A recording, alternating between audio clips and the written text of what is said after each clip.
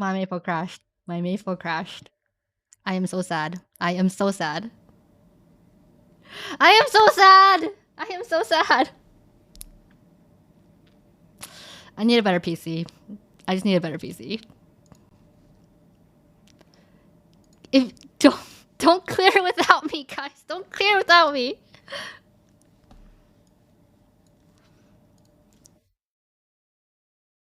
Yeah, I think I'm gonna need to set up a PC phone at this rate.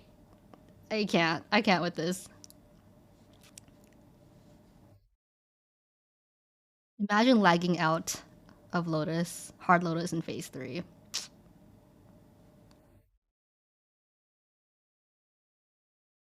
Or get the last sponsors to sponsor you a PC and just advertise them for a while. If only it was that easy. PC fun, let's go.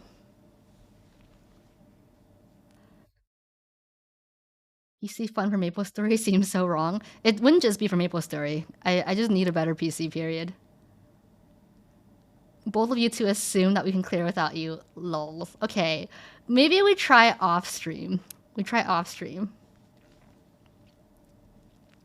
But hey, I think we could have done it. I think we could have done it.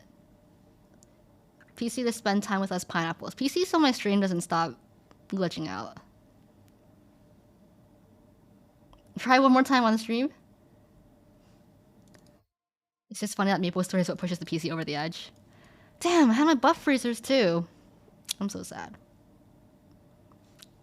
Yeah, I don't know why Maple Story minimizes into a smaller screen on the login screen, but I just let it be. We can't actually attempt again for 30 minutes.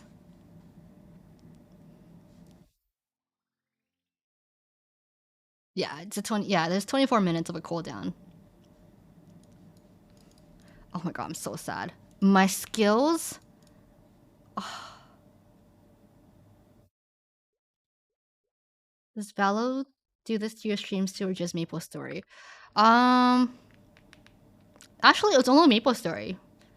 You would think that Valo does the same, especially because Valo is 3D graphics. Maple is 2D, but Valo never does this to me. I know love it is such a funny thing, a mystery. Oh dear, but I get to know you more. But in Valo, my frame rate does drop. Oh, let's do this boss. Let's do this boss. Yeah, I would think that Valo gets more development support. I've never really crashed while on stream in Valo.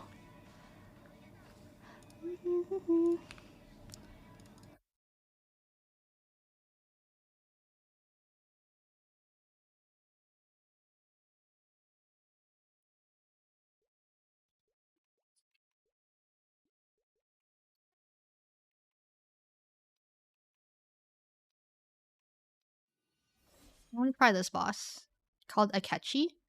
He likes to water his grass with my blood.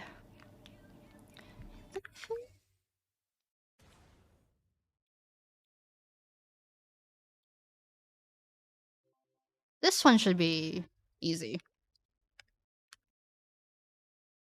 This is the Sephiroth dude.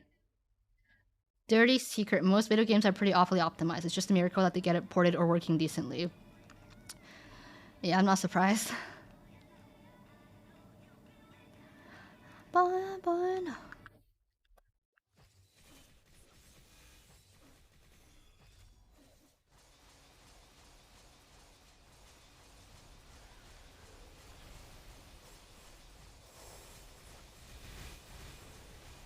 This is like very inappropriate boss music.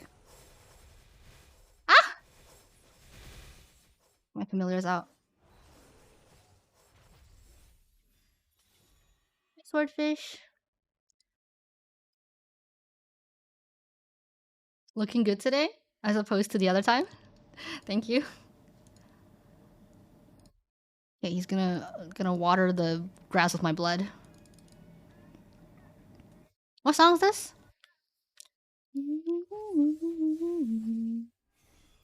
Perfect World. Okay, this is better boss music.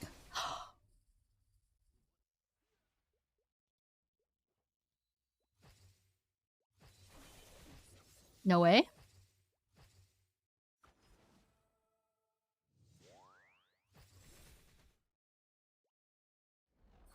I'm gonna bind him.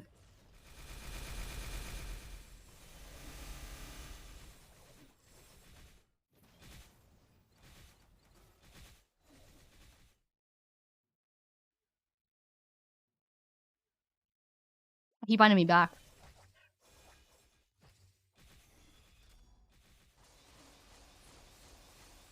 His damage reflect on?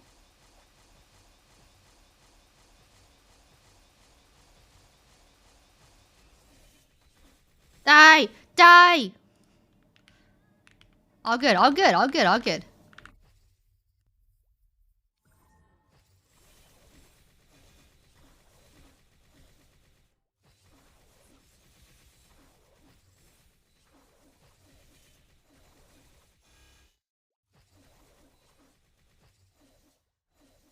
Oh, he's dead, he's dead. So dead.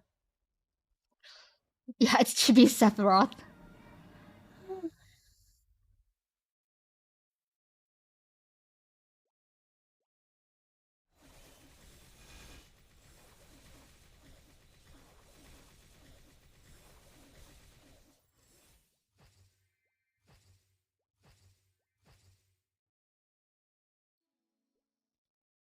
I don't know if I dare try Lotus again on stream.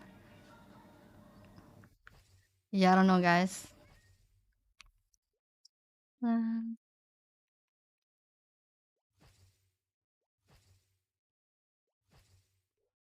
can probably clear Damien. Hard Damien? Without Froggy? Can we? I'll probably lag out again. Oh, I could try to do Golix myself. Oh, let's do the Guardian Angel slime.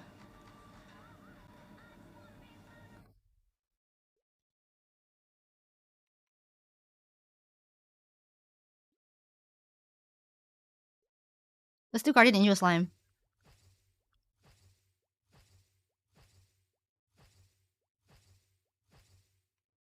Yumi, Dawn.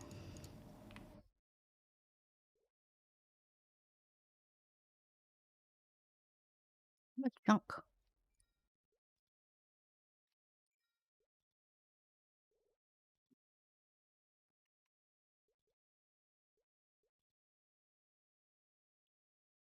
I picked Archer.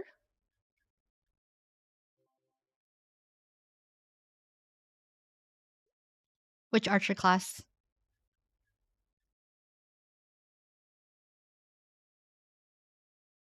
Ready?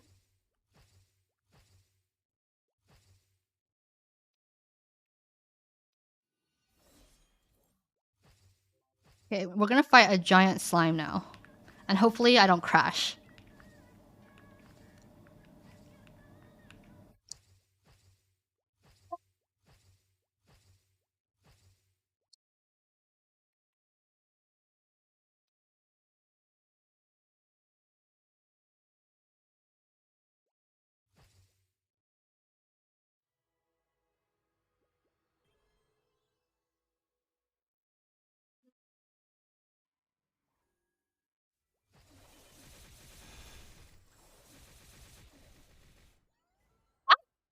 I'm cursed!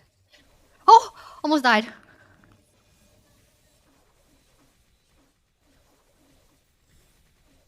Okay, you gotta be careful not to stay on the same ledge as him. Because this guy packs a punch.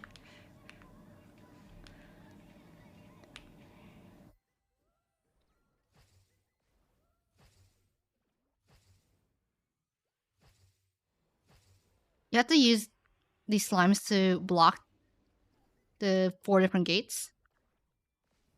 Ah!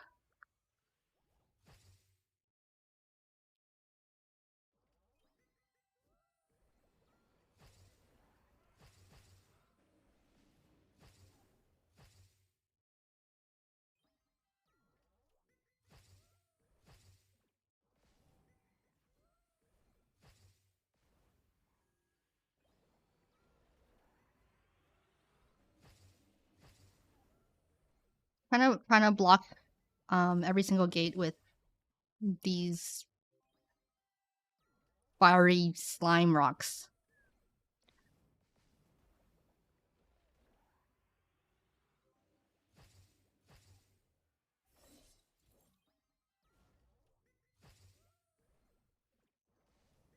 Oh, okay.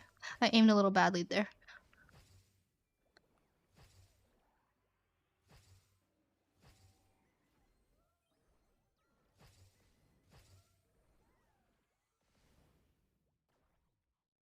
Praying for no crash.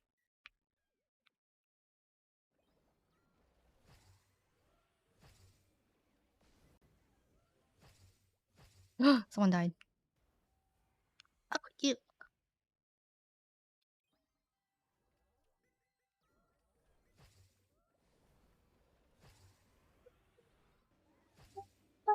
Oh, I'm dead.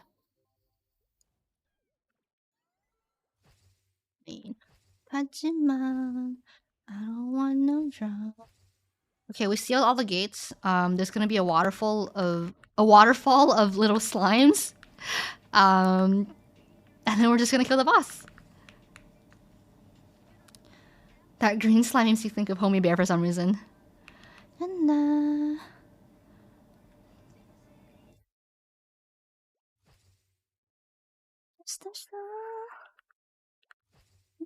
The wave.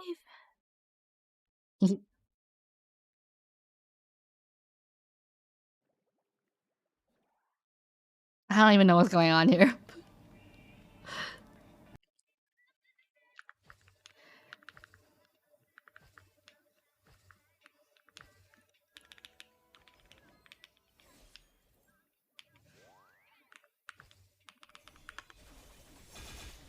Die, die, die!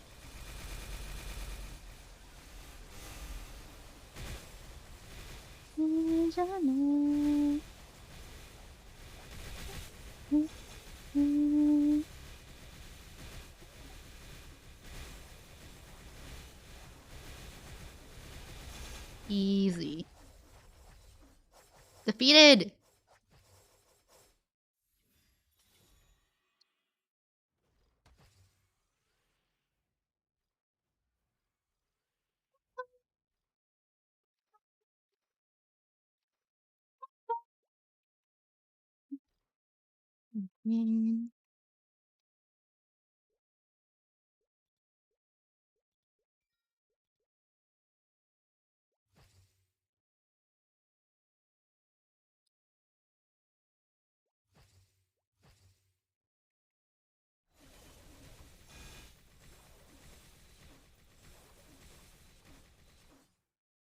Boo. Nothing good.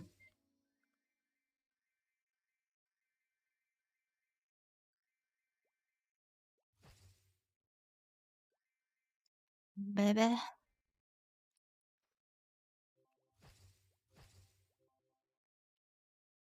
Useless items.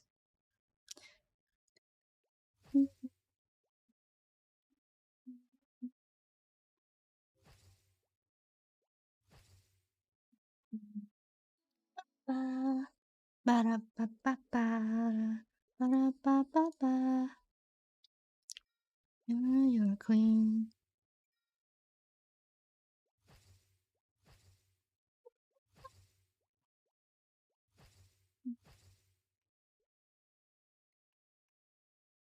I could do Helix myself, but I'd rather have my friend there help me in case I die.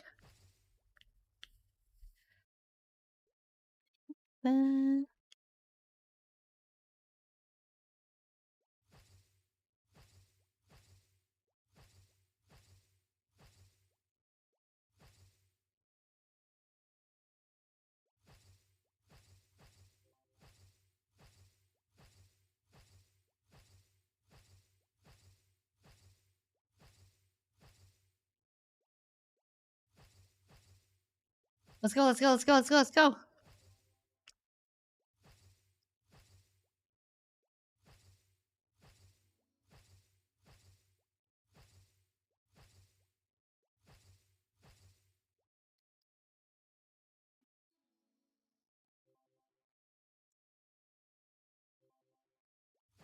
Eh?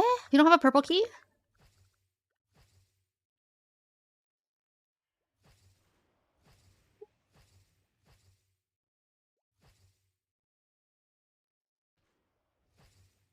I wonder what kind of Western pop songs I can play on stream, because there's this one song that I really want to play, and I don't know if I can, because it's a fairly older song.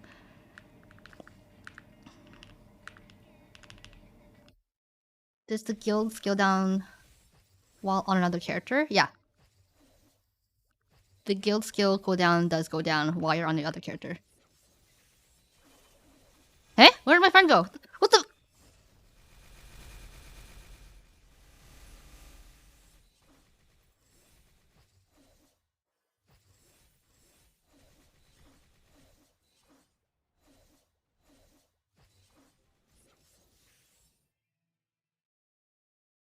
Play it, try it, go for it, YOLO. What's the worst that could happen?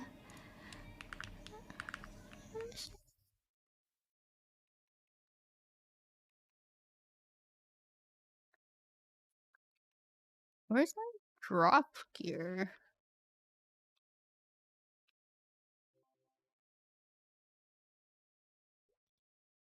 Huh? Why's my drop gear so low?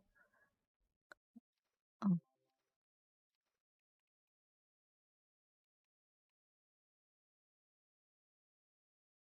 what am I missing?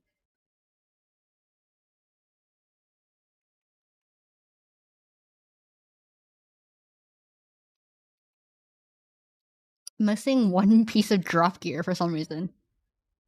What is it?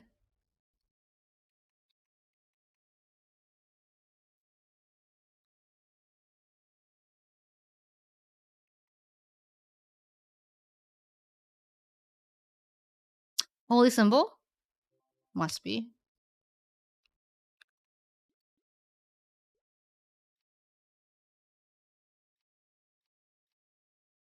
It's on cooldown?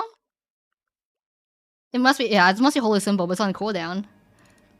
Ah!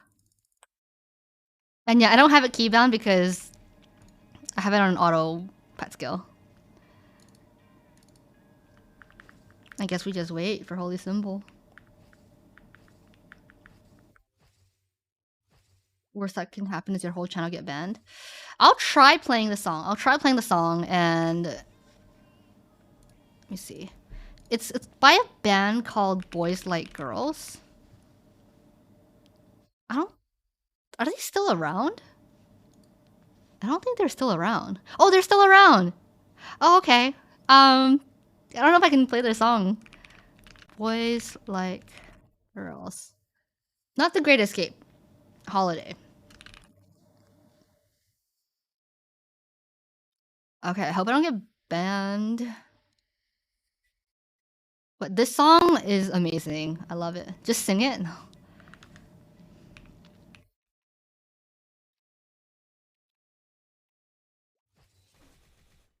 Augers, nothing. Yeah, I love this song.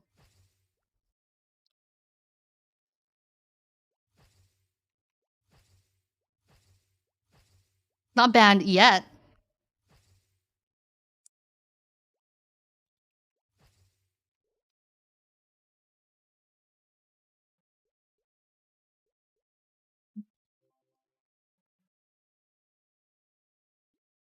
I'm just a small K-pop streamer.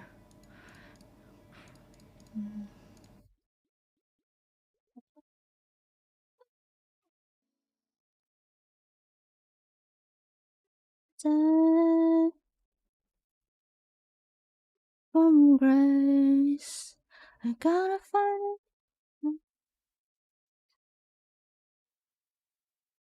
it.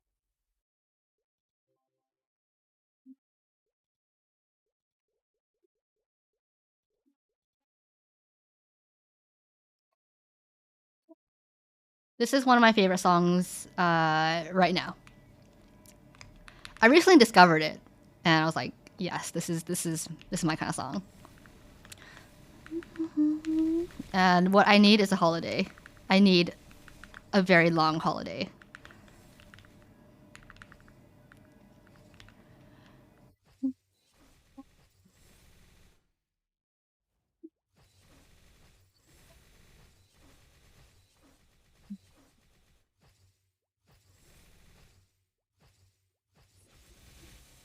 Welcome to the Maple Story and Karaoke segment of my stream.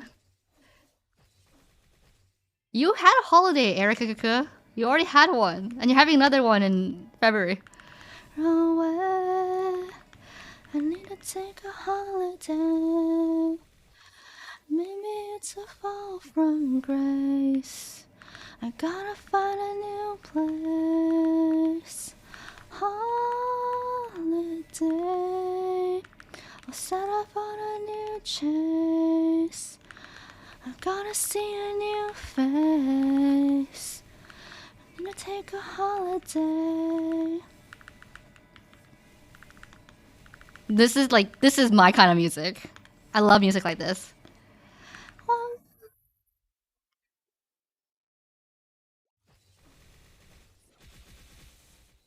New star, I've broken too many hearts. I don't have any clue where to go. Don't know. Maybe I'll be back someday after my holiday. Going back to that question that I posed, I have a hard time deciding what I should settle for and what I shouldn't. Like, at what point do I stop being ambitious, you know? At what point do I just say, I'm happy with what I have, and that's it. I'm not gonna search for anything more.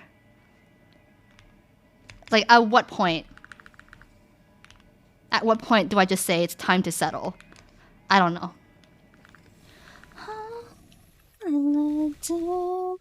Because I'm naturally a very, very ambitious person in life. I want a lot out of life. I want a lot out of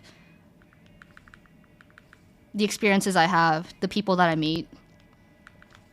But at what point should I just call it quits and go like, okay, this is enough. Let's just stop here. Oh, hi, Ring. No, you missed all difficult questions. You missed all difficult questions. After my holiday, I wasted tiny answers. Never. This part's from The Great Escape, right?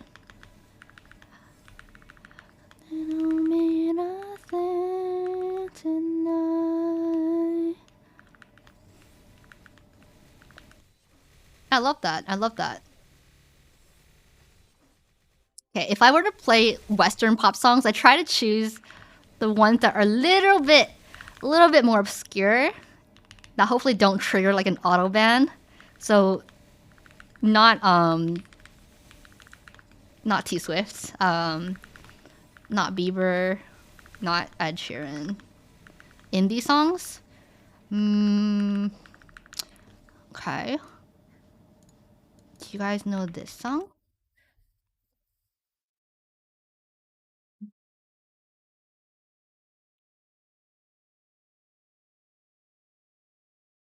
Here. This is a safe song. This one's a safe song.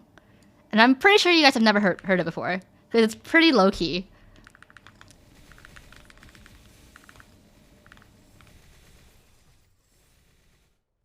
Like, nobody I know knows this song.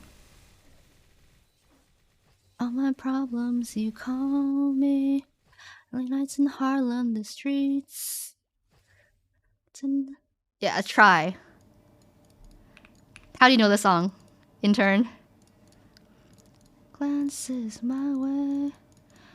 You look at me like you could save me. Could you know? This is called Try by Zach Berkman. You shine. I could love you if we tried. So try. Try.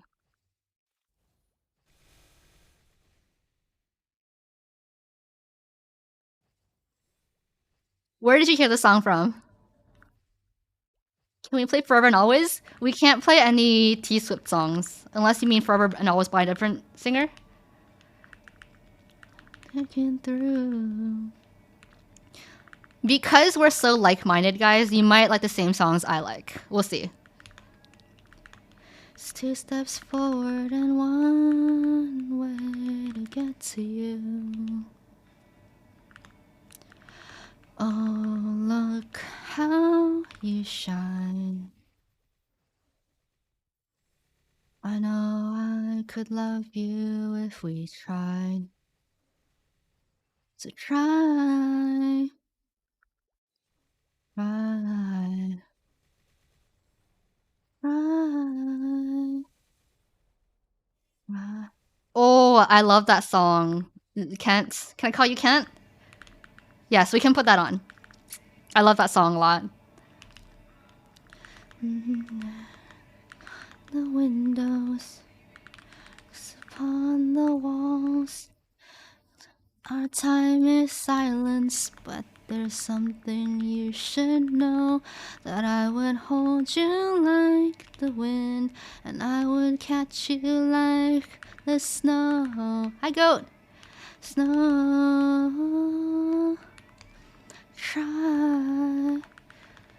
On a similar vein as what I said earlier, my dilemma about being too ambitious in life. So I'm the kind of person who I try to see the absolute best in people. Okay, I try to give them as many chances as I possibly could. Okay, because I would want the same done for me. I would want second and third chances, and I would want someone to believe in me, right, and see the best in me and assume the best in me in the wishy-washy situation. But at what point, at what point is that just detrimental to myself? Am I just sabotaging myself by giving somebody too many chances and seeing the best in them when I shouldn't be? Okay, parachute forever and always.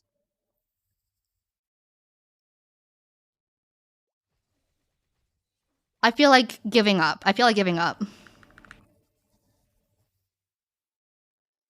it's like I would not want any people to give up on me. I don't want anyone to give up on me, but it's like it's getting to that point where I want to give up.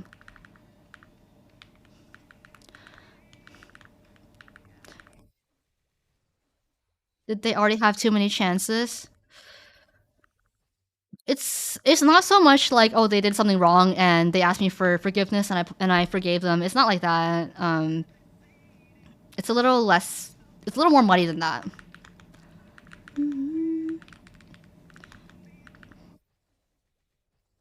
When they no longer make you happy, also this is a good time to have good friends and go to them and ask for advice. I am so blessed that I have so many kind, generous, honest, wise friends who I can lean on. Like, I thank the heavens every day that I have such amazing friends.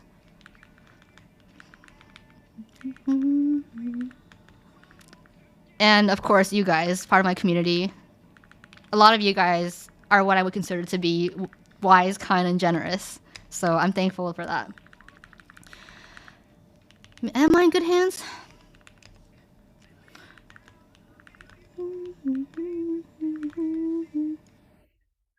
What happened? Hear them.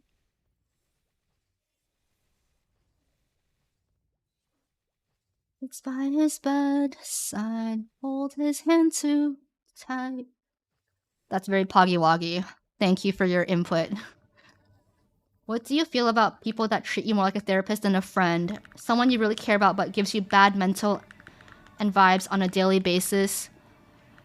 See, I don't mind being a therapist to anybody who needs me as a therapist. It also depends on what kind of situation they're in. Are they heeding my advice or are they just going back and doing the same things over and over again?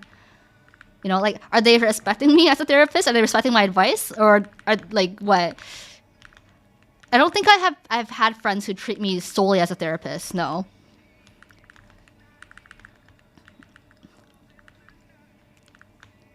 I mean, I do know people who, as much as I love them, they give me bad vibes on like a daily basis. And me, I haven't let them go. If I feel like I'm being taken advantage of, I'm usually pretty cognizant of those things, and I will withdraw very quickly.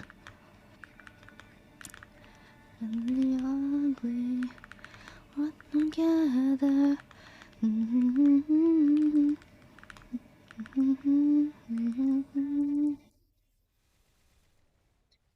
Each other. Always.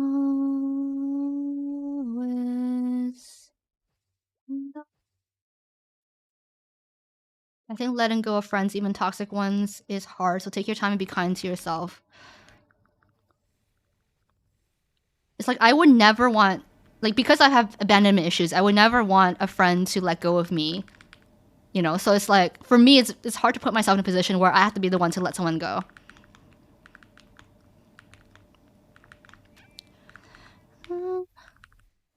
Forever, forever and always. Just like inflicting a trauma on someone else that I have had done to me, and it's so hard for me to do that.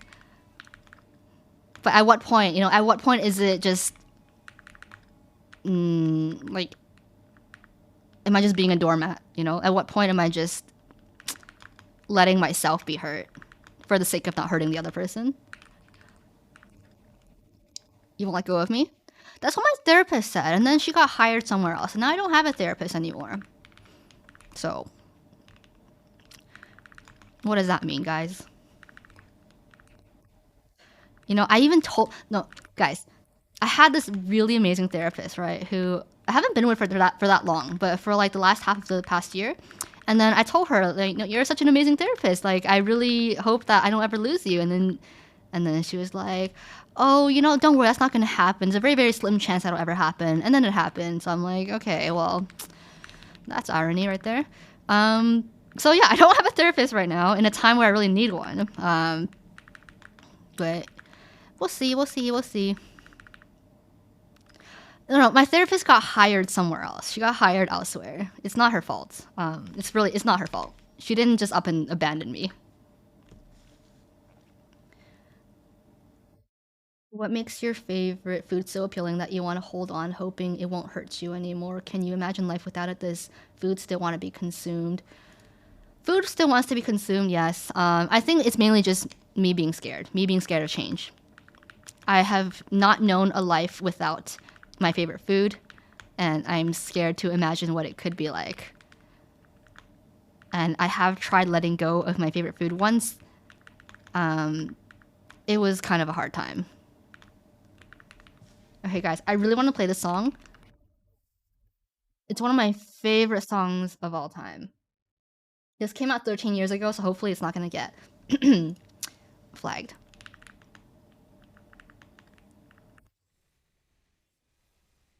No, guys, we're talking about a hypothetical scenario here. Favorite food is Hainan chicken rice, but we're not talking about that kind of food right now. It's colder now. I think it's sick of us. It's time to make our move. I got my heart set on anywhere but here. Staring down myself, counting up the years. Steady hands, just take the wheel. Every glance is killing me. Yes, that song. Make one last appeal for the life I lead. Stop and stare. I think I'm moving, but I go nowhere. Yeah, I know that everyone gets scared, but I've become what I can't be. Oh, stop and stare. You start to wonder why you're here, not there. Give anything to get what's fair, but fair ain't what you really need. All of us lost people listen to this song with earphones on, walking down the street like, what place do I have in this world? That got deep real fast. Come back. Guys, it's actually amazing that I'm streaming and doing all of this on stream right now, because if you've known me in high school, you'd think, what the hell is this girl doing? Like, is she even the same person? I grew up a perfectionist, right? So I was always afraid. I still am afraid of making mistakes and looking less than perfect. So to put myself out there like this, it's kind of interesting and surreal. Is Misa Misa? Misa Misa?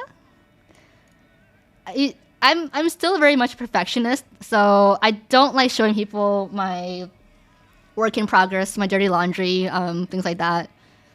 So on stream, it's very much a constant exercise to just be an imperfect human being. You start to wonder why you're here, not there. And you give anything to get what's fair. But fair ain't what you really need. Like, I'm not even checking how I look in the camera, which is unimaginable for me like 2 years ago. I would always like check every second, like how do I look? How do I look? Is my angle okay? Is my hair like perfectly in place? Being brave and showing yourself is very admirable. Thank you. I like to hear that. What you need, what you need. Did I do all my daily quests? Stop and stare.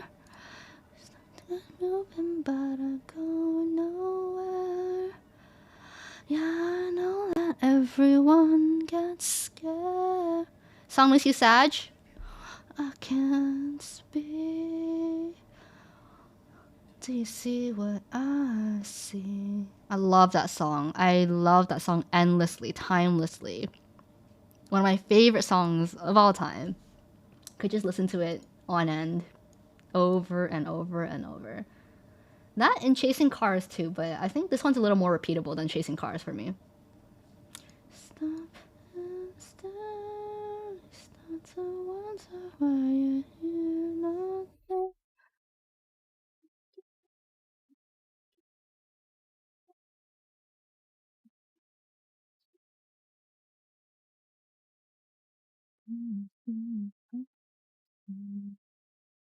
Let's see what other songs I can put on that's not gonna get me banned.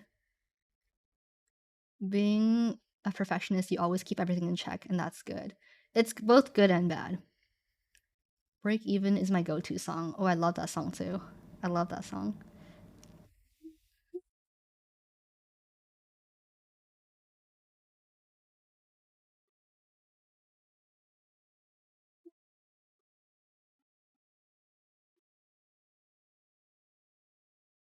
The best way to get over something uncomfortable is to involve yourself in it. Realize it's not that bad once you try it for a while.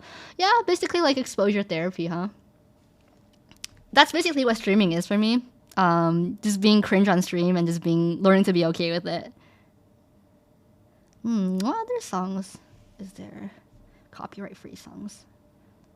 Yes, not with bugs, not with spiders. I don't think I'll ever have an intense need to get over my fear of those. Really. Ooh, this is a nice song. I know you'll like this song.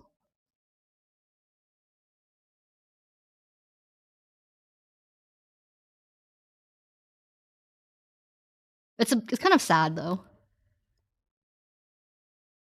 You feel like calling me later tonight, keeping the bed warm. Do though it's wrong to hold on.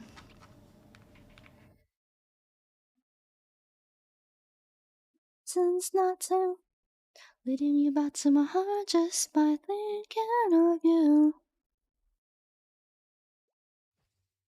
Some fears does not need to be overcome. Wish I could unmiss you. It's the time so I could unbe you. So much easier, easier.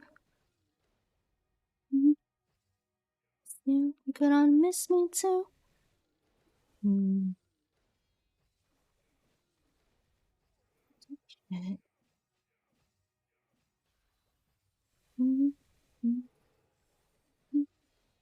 I have heard Not Sad Anymore. It's also on my playlist.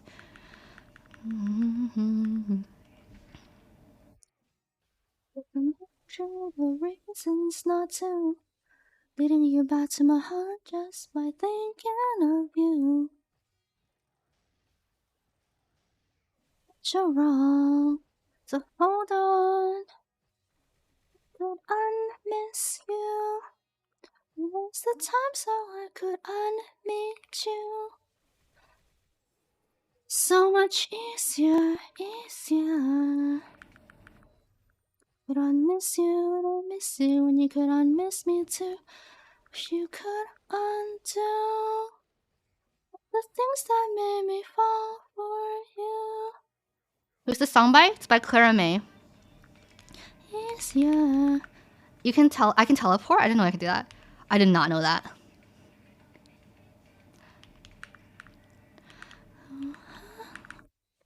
To you. Oh, I wish I never met you. Ooh, ooh, wish I never met. Just forget. I knew you'd like this song. Everyone I show the song to, they're like, "What is this song? I need to get it on my playlist." You. So much easier, easier. Could I miss you when I miss you? Then you could unmiss me too. Could undo. It's a vibe, isn't it? It's such a bop, but it's also so sad. I miss you when I miss you, and you could unmiss me too. Let's see, what else can I show you that won't be copyrighted?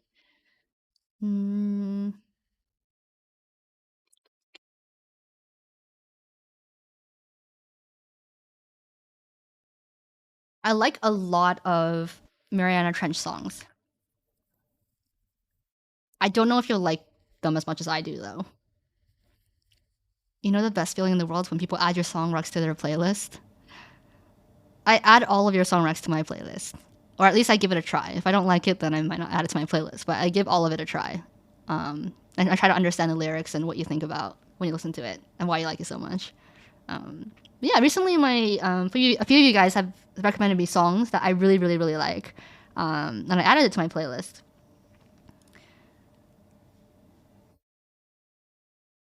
This song, I don't know if you'll like it, but it's also one of my favorite songs of all time.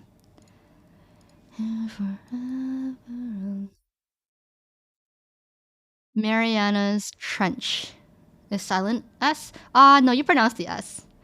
Take my place, don't just sit there.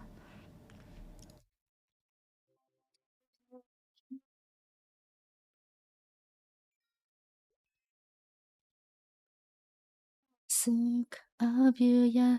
Is that as good as it gets? I just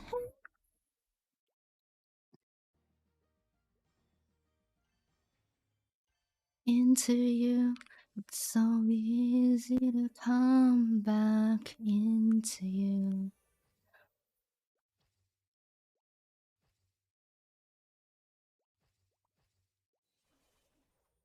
Similarly to what we were talking about before, like not knowing when to settle or if you should try harder.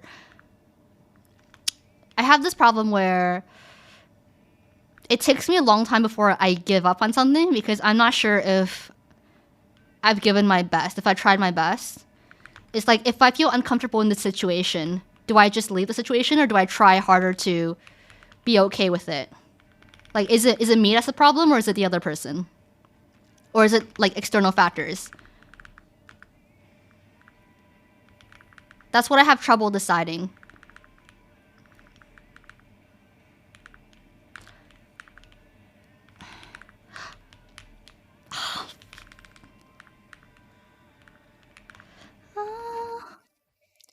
Into you, see to come.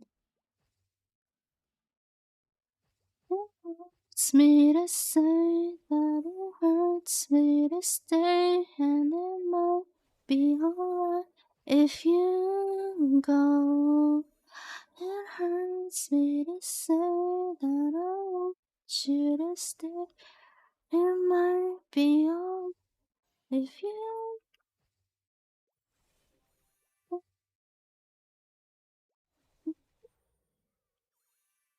Yeah, like, do I stay and try harder and be patient and try to do better, or do I let go for my own mental health?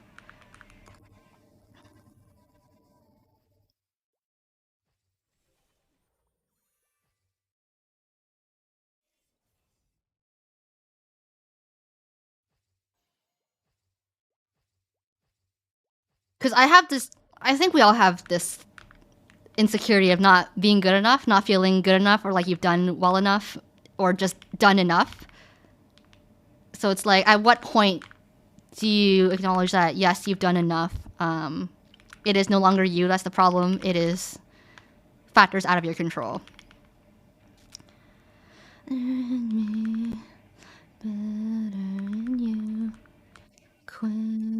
At what point do you just acknowledge that, oh, I'm gonna die?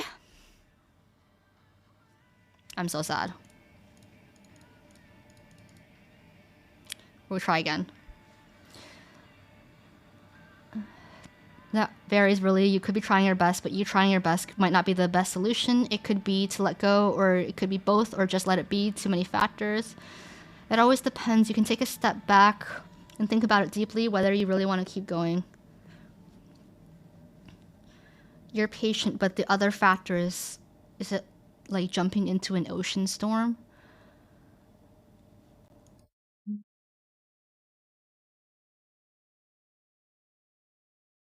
I don't know if it's exactly like that, but it's very difficult. For me, try to stay first. If it doesn't work out, then that means you need to let go. Do you know you have tried your best? If you feel like you have, then it's time to move on.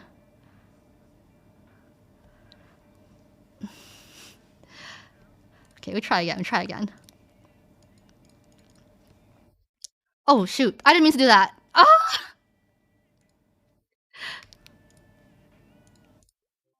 Okay, let's try our best for this last round.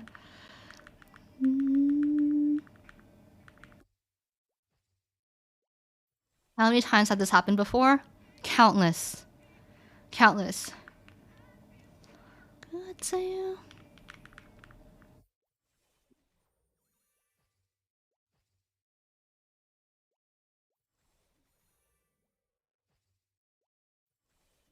Between the lines. Ah! Shh! Dude!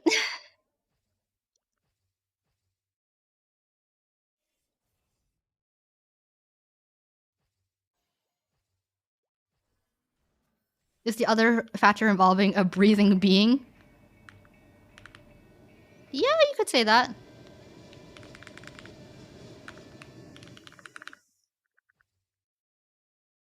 Two, one.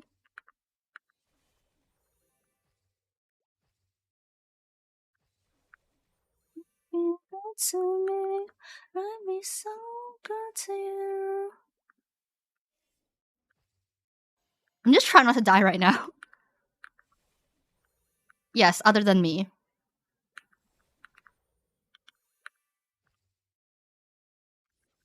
I've gotten very good at accepting a lot of things, such as how the harsh reality is that you can choose people who will never choose you back. And that's just life. But at what point do you let go, you know?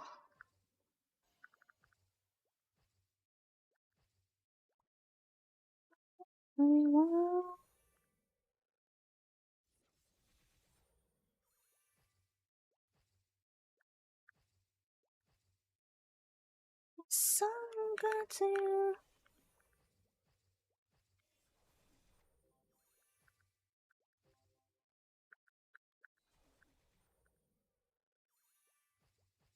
Ah! No! I'm not gonna die again. Not this time. Ah! No!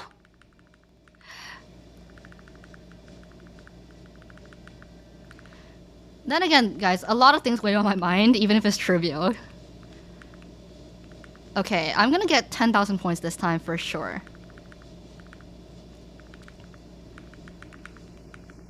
I have to. I have to.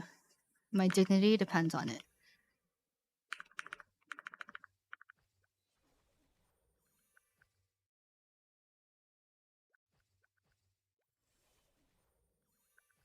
Okay, we're gonna do this, guys. We're gonna win. Come get me, come get me, come get me.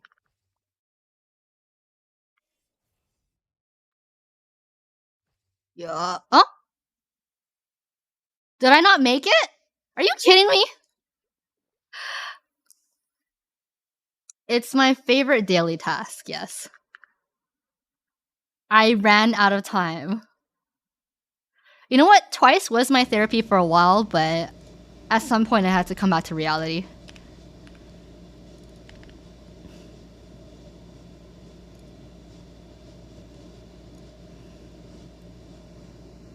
This is all Mariana's Trench songs, by the way.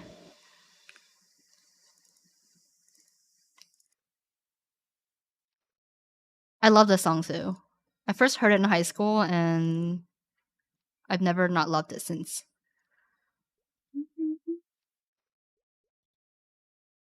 Twice Line is the best? Only up until a certain point. This is called Beside You by Mariana's Trench.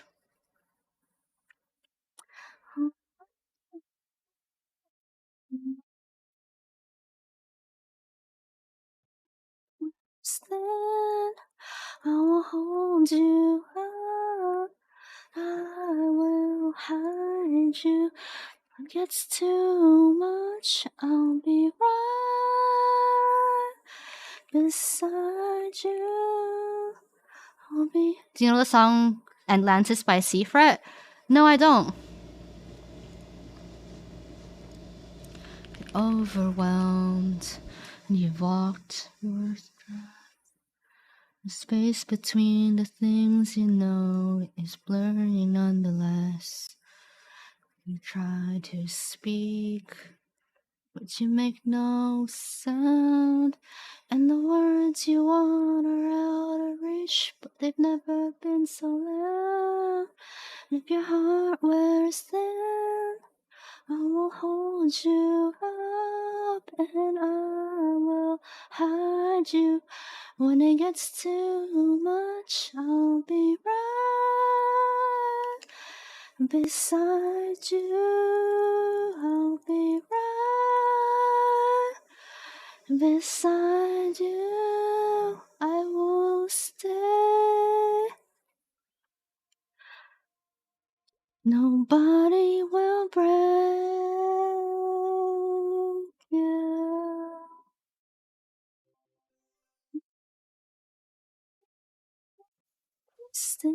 Trust in me, don't pull away. I know a few songs by Panic at the Disco. Trust me, I'm just trying to keep it together, 'cause I could do worse and you could do better. The thing is about using K-pop as an escape. Twice in K-pop is, I feel like it's a very almost unhealthy form of temporary escape. When I use Twice and K-pop and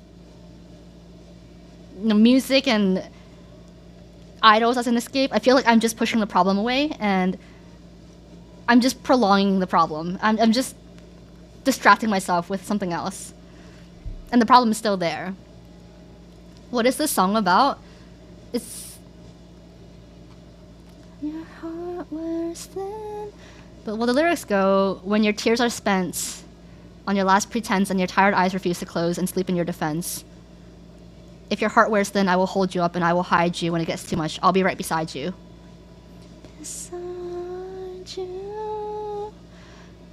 Please sing this song to me any day. I'm singing it to you now, Ori. I'm singing it to you now. I love the lyrics. When you're overwhelmed and you lost your breath and the space between the things you know is blurring nonetheless. When you try to speak but you make no sound and the words you want are out of reach but they've never been so loud. And if your heart wears thin, I will hold you up and I will hide you when it gets too much. I'll be right beside you. I will stay. Nobody will break you. Trust in me. Don't pull away. Just trust in me. Oh, it's a good song. It's a really good song. That's not to say that I think K-pop is unhealthy in general. I think just personally for me, when I use K-pop, when I just dive into K-pop and become obsessed with it, purely as a distraction, as an escape, I feel like it's not the best solution sometimes. The title is Beside You by Mariana's Trench. Of course, that's not at all to say like no, standing Twice is unhealthy. No, that's not what I'm saying at all. That's not what I'm saying. It's when I decide to use my idols as a coping mechanism, and instead of facing the problem, which can be dealt with, I push it away and just shove it in the closet. You know, that's when I think it's unhealthy for me personally. Unhealthy for me.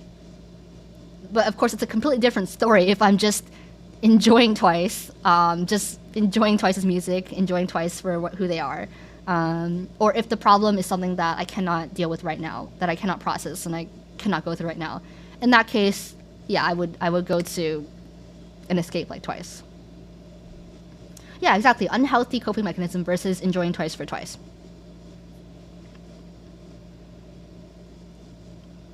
And at the time that I discovered Twice, I wasn't using Twice as an unhealthy coping mechanism to escape from reality. I wasn't. But I think if I had discovered them during a time when I was really, really depressed, I don't know what my relationship with them would have been like. Listening to Twice regularly and watching their videos at times, unhealthy. Becoming a K-pop Twitter stan and making Twice your 24/7 life and personality, unhealthy. I think when you make anything your 24/7 life and personality, it's gonna be unhealthy. At any point, if you do that with anything, including making somebody, a person, your entire life and your entire world, I would say that's unhealthy too. But yes, never go on Stan Twitter. Never, ever, ever go on Stan Twitter. If you want to enjoy Twice for what they are and who they are and their songs, just do not join Stan Twitter. It will ruin your perspective of everything K-pop related. What if she is my entire world? Well, you know what? You do you, go. You do you. Let's see, what other songs do I like? I really wish I could just play Western pop songs on here all the time because I love singing along to them. And with K-pop songs, there's only a few that I know all the lyrics to. Hi, Bree.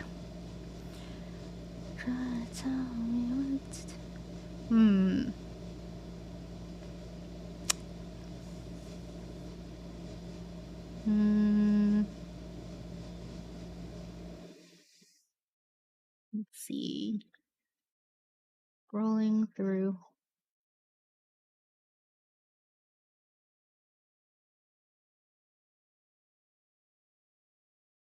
You guys probably don't know this song, but I think you'll like it. Let me know if you've ever heard of this song before. The music video has only 800,000 views and it came out 15 years ago.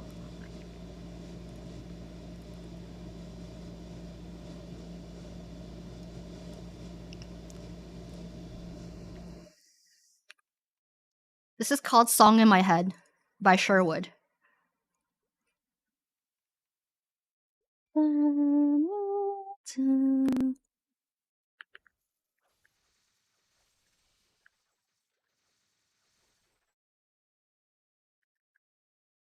Don't believe it, I could be so deceiving. Bring you down to feel this lack of loyalty. You were a song in my head, warmth of the sheets in my bed. Forever told, but never old. Warm arrival, never left so cold. Don't blink, don't close your eyes, and most of all, don't apologize.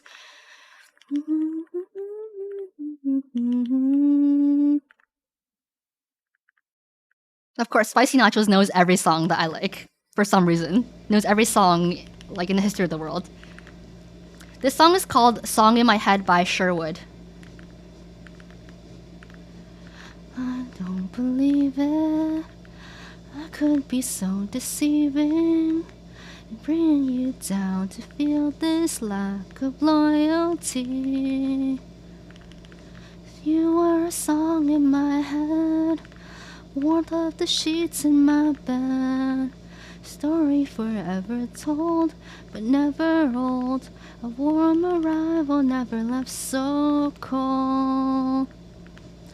Don't blink, don't close your eyes, and most of all, don't apologize. It's me who's got the demons to wrestle now. In the stormy sky, a memory of the brighter time. Everything was new and less watered down before the summer turned to brown. On a serious note, balance your relationships. That includes your relationship with yourself. Self-care is so important. Y'all is normalizing taking yourself out on dates. I need to take myself out on more dates, but it's just so cold outside that I just want to come back indoors as soon as I step outdoors. I come back around. I love myself sometimes more than I love other people.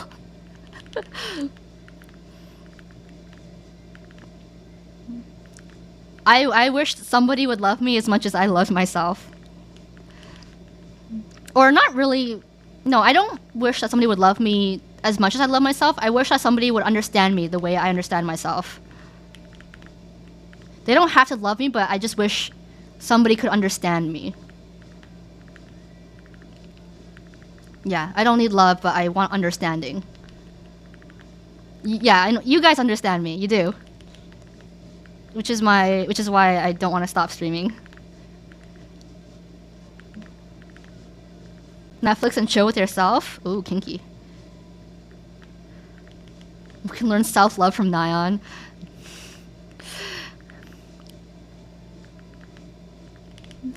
Turn to ground.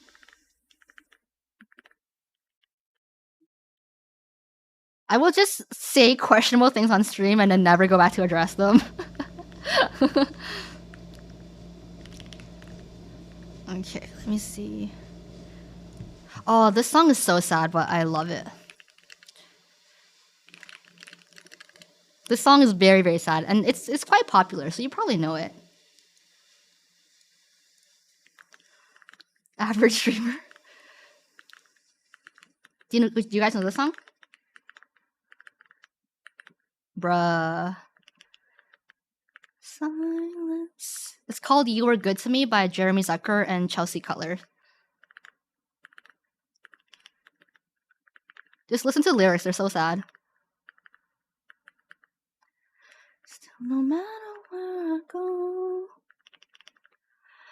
at the end of every road, you were good to me. You were good to me. Easier to run. After everything I've done, you were good to me. Good to me. I'm just trying to pour the love I pour into so many others into myself right now. You do that, Brie. You deserve that. Good to me.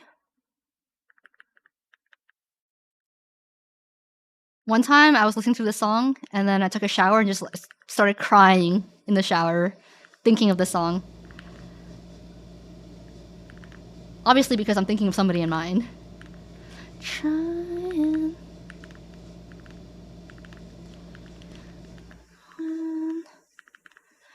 But I'm just growing tired.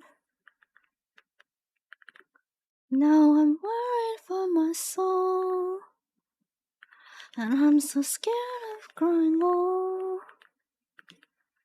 You were good to me. You were good to me. You still letting go. Yes, driving is another good place to cry too. You were good to me. We accept the love we think we deserve, but surely we deserve the love we give. Yeah, if only the world worked like that. If only you got what you put out, and you were reciprocated with what you put out into the world.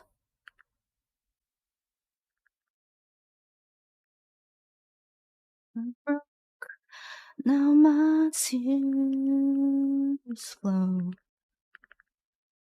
You see that I'm sorry.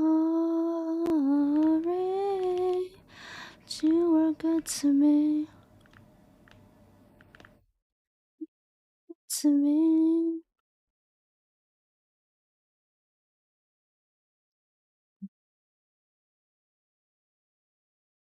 Sick of wanting more. To me. The thing that's hard, living inside my body with my brain is I've changed I've changed tremendously. Lot. I changed a lot as a person just in the past few years. So it's like I'm a different person now. But parts of my old self still linger, and I'm just like, am I me or am I that old version of me? And right now, I want to start to let go of things from the past, things from the old version of me, so that the new version, the current version of me, gets to live a happier life. But I'm scared. I'm scared. I'm scared to make those changes because part of me still thinks I'm the old Misa, not the current Misa. But I think I have to let go of certain things in order to move forward and be better.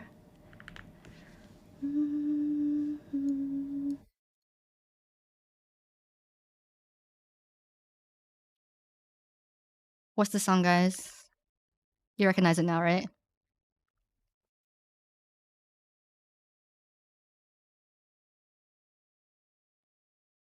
One of the previous songs, not the previous song. And you know what? The person I am now is somebody who finally accepted herself for who she is, and therefore I'm able to be nicer to other people as well, kinder, more patient, more generous, more giving, more forgiving to other people as well. And you know what? I want to always have that energy in my life. So,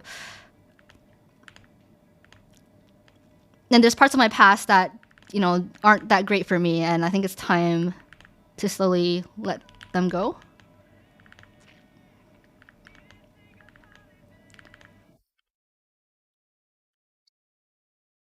Grace. Misa is Misa. As long as you're happy and doing well, and that is all that matters. Like I dislike so many things from my past.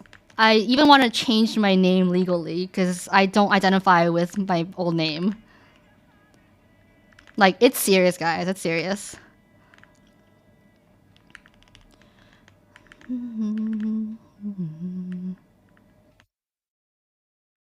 Well, I've been thinking of changing my name for a while now because my legal name is a Chinese name that's kind of hard to pronounce. So it's not a new thought. It's been on my mind for like years and years. First name Misa, last name Yun. What would you change it to? Nyan? I'm just kidding. It'll probably just be Misa.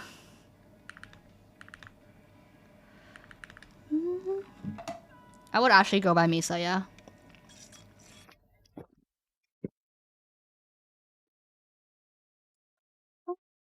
Grace. Imagine I name myself after a Twice member. How cringe is that? That's worse than naming your child after a Twice member. Misa Amane, no. No, that's so cringe, guys. That is taking idolism to another level. That is so cringe. Twice would cringe at you. What?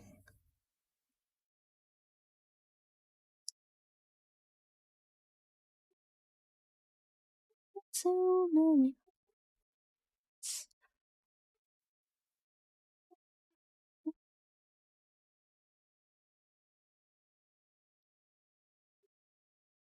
What if I named my kid Misa? Only if you really like that name, but don't do it as a tribute to me. Gonna name your child Dobby? Your poor child. Your poor child.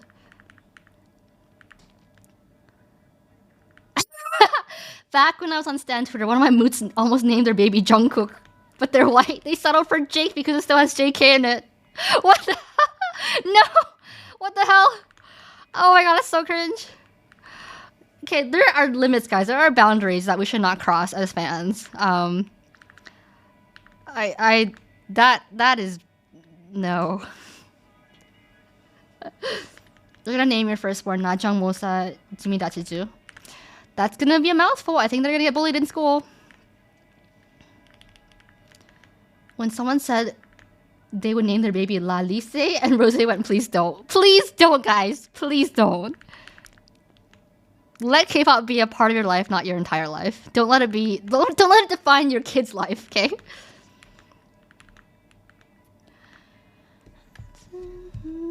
Actually cringe.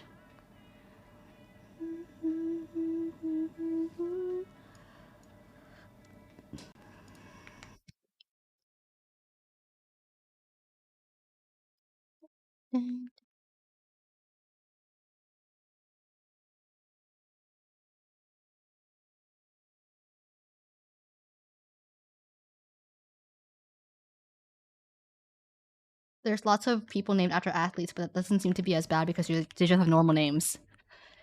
Yeah, I mean, if you were Korean and you named your child after a K-pop idol, that wouldn't be as bad. I think Isekai and I will make a drink called Jumosa. Good luck. Good luck in your endeavors.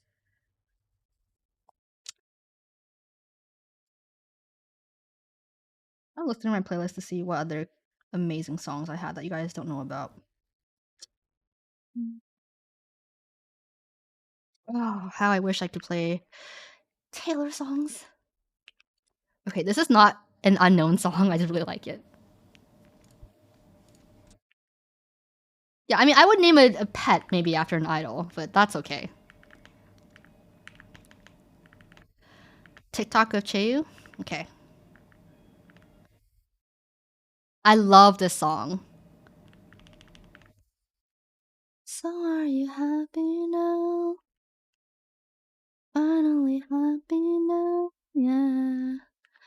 모두 그러야 나 다 잃어버린 것 같아. 모든 게 맘대로 왔다가 인사도 없이 떠나 이대로는 하고 싶지 않아. 해져버린 기억 속에 여행해. 우리는 오렌지 태양 아래 그림자 없이 함께 춤을 춰.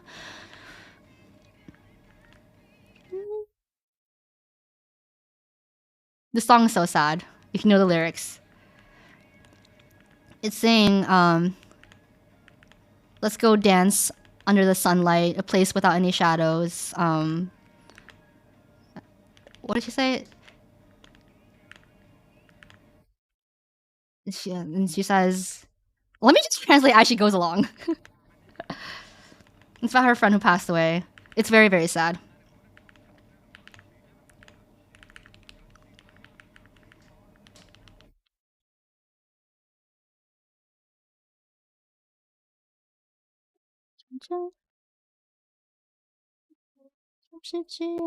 Okay, that part's a little hard to translate.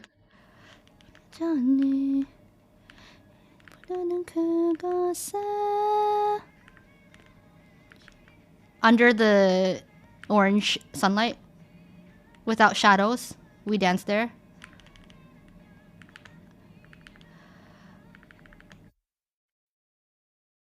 Like without a sad ending. With our backs lying next to each other.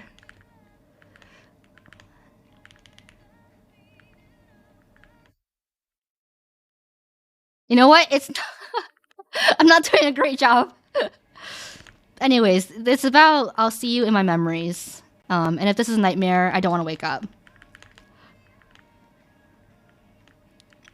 That's the gist of it. It's basically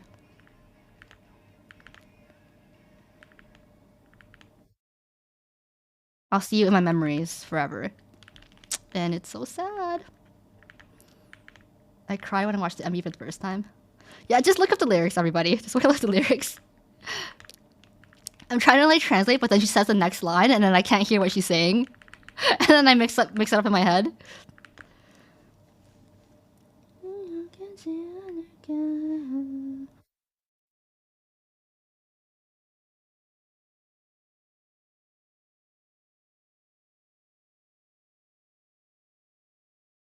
Ooh, I like this song too.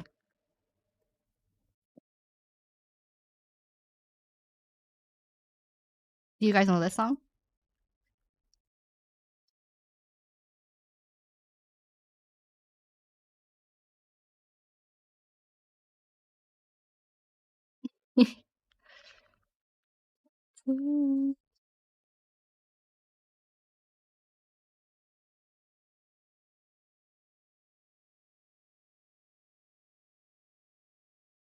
This is called This City by Sam Fisher. City's gonna break my heart. Said he's gonna love me, then leave me alone. Chasing stars. So I felt like I'm home. Am I getting closer to knowing where I belong? Said he's gonna break my heart. It's always gonna break my heart.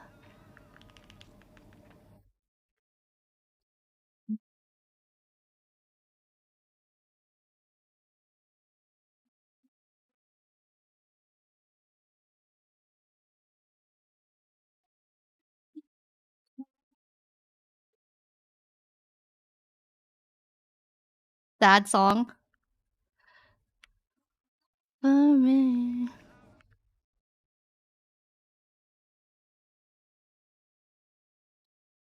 Said he's gonna break my heart.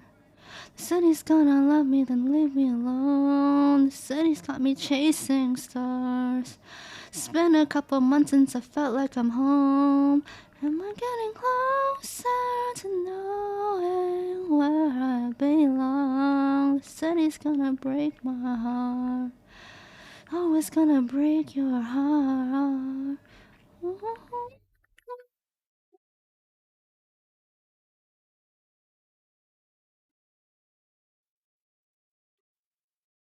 Totally not on the verge of crying right now. Gotta hold on me. She got me wrapped around her shoulder. Oh, got the wrong lyrics. Misa Karaoke Discord one. I don't know if I can match up the. I don't know if I can do a karaoke Discord because of the latency. You all cute slash handsome. Thank you, the Nub Dragon. The Nub Dragon called us all of us cute and handsome.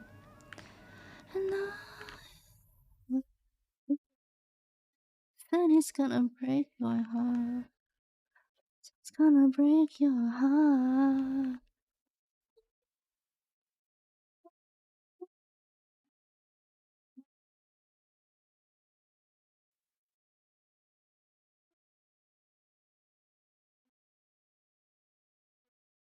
Oh, this. See, I'm looking for good songs that also aren't at risk of being copyrighted. Break your heart.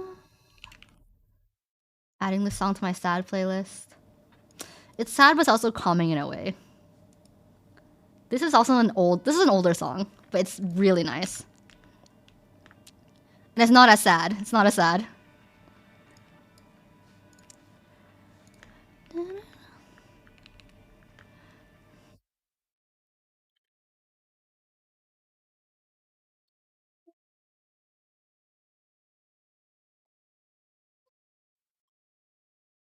Does Misa read webtoon? I don't, but I'm interested.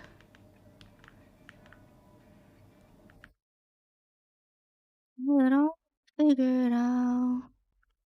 Soothing aloe or cocoa butter? Soothing aloe. Yes. Yes, pride noodles. The main. Amazing smile. But you didn't expect that.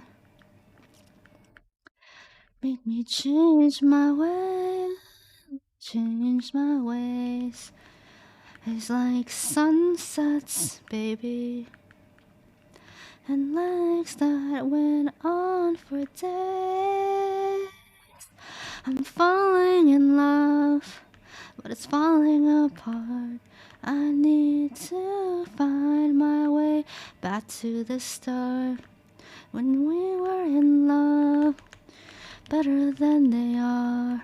Let me back into your arms, into your arms.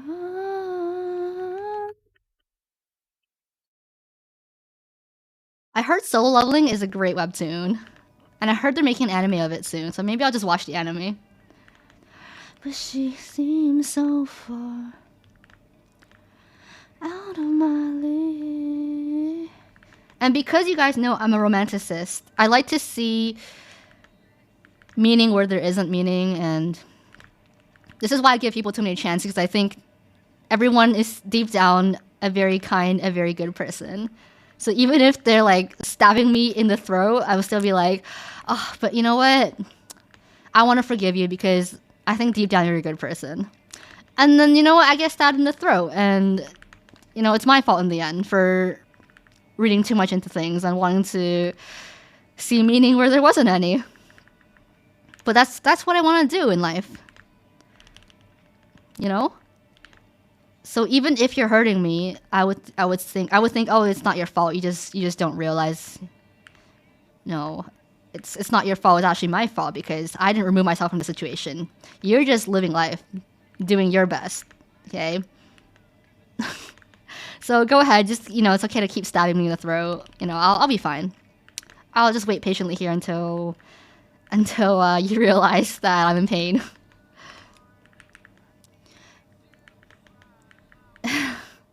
We do not forgive throat stabbers, but they didn't mean it. They didn't mean it. Maybe sometimes I stab people in the throat and I don't realize it. And I would want that same level of forgiveness, you know, that I would extend to people. Misa's an optimistic person. Hey, it's not your fault. You try to see the good in everyone.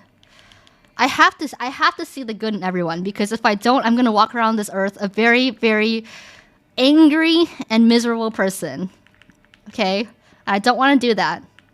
I don't want to think of everybody as a throat stabber, okay? I want to believe that nobody actually means to be a throat stabber at the end of the day. Okay? I want to believe that everybody's good. It's just some are very misguided, some are scared, some are lonely. That's my foolish, naive philosophy on life. The I can fix them problem. It's not even so much that I can fix them, it's like I think they can be fixed eventually, so I'll stick around until they are. You're the opposite of me? Are you a cynic? Do you believe that everybody's a throat stabber? I think everybody is capable of being a throat stabber, but I think nobody actually means it. You see the honest worst and everything? See, I used to always look for the worst and everything, but that just made me so miserable. It's like, I would rather live life optimistically and get stabbed in the throat when I least expect it than to live every moment being wary about being stabbed in the throat. And you know what? There's pros and cons to both ways of thinking. I just need a change. I need a change of mindset. Keeps you on your throat. But maybe if I get stabbed enough times in the throat, I'll start thinking the other way again. I'll be like, okay, maybe everybody in life is a throat stabber. Maybe I should just, you know, assume that way. And I should cover my throat and not expose it to anybody at any time. You meant toes? Did you mean toes or did you mean throat?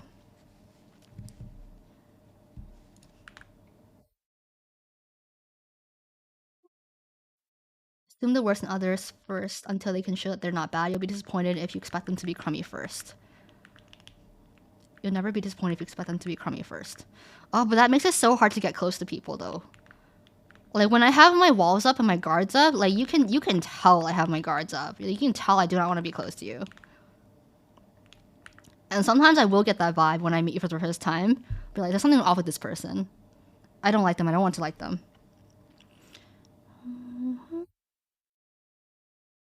Oh, of course, my favorite song of all time, Uncontested. Which I'm pretty sure I will not get copyrighted. This is my favorite song. One of them. No, not that song, because I cannot play that on stream. Not all too well. Son. It's not about being guarded, it's about recognizing the behaviors that would limit the trust you should extend. And yeah, I need to get better at that because I don't recognize certain behaviors. I don't recognize certain behaviors. I grew up overprotecting myself from any kind of situation, and now I'm doing the opposite. I feel underprotected. Would you ever visit Boston? What is there to do there? I overthink. I take. Oh, is A being silent equals her being guarded? Oh shit, A no want to talk to me.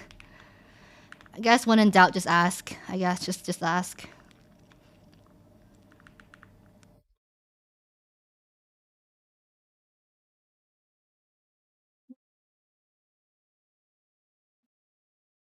Eat clam chowder? I don't want to eat clam chowder. No, I'm genuinely asking, what is there to do in Boston? Oh! Thank you for the raid, Globby? Globby? Hi! Hi to any new viewers out there. My name is Misa. Yes, when in doubt, just ask. Saves lives.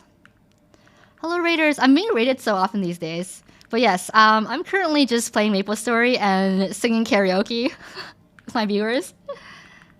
Hi, fellow Mapler. I hope you had a good stream today. Yeah, so I am working on my 8K Legion before the event is over. I am at 7,041, and my Hayato has been a pain to level. But hopefully I get it to 200 today and never touch it again. My god.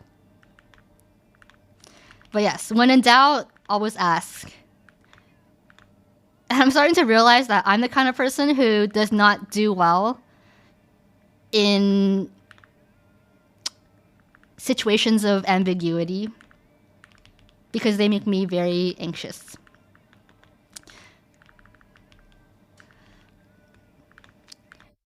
And so I really do well when the people around me are very transparent and honest. And if not, it's a lot of work for me to feel completely comfortable around them. Oh.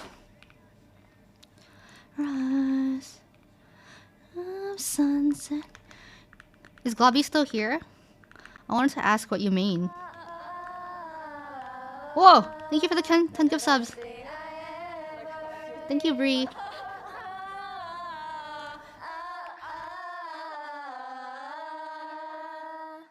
The best thing I ever did. Bree MVP. Let's go, Bree. I am the same. I hate ambiguity. I always ask for clarification. Yeah, I need that transparent communication. Do you think a lot of that has to do with needing to feel in control of a situation? Oh yeah, 100%. I main a buck, but I play an old school private server. Ah, a private server. See, I used to play private servers back in college, but the ones I kept playing just kept shutting down. So I kept losing my character after like 52 rebirths. I was like, damn, why do I want to lose all my hard work? So I just decided to join regular servers again. We are unconventional here. New raiders, stay around. Stay around for good songs and good conversation. What other songs? Oh. This one shouldn't be copyrighted, right? See, I'm just mainly playing old songs because I feel like old songs are not going to be targeted. Puffer, I'm hungry. Thank you. Reboot is so much fun. Highly recommend it. I joined Reboot 2018, never looked back since.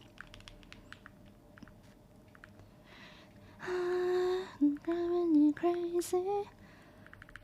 Come for the raid, stay for the karaoke. One good reason.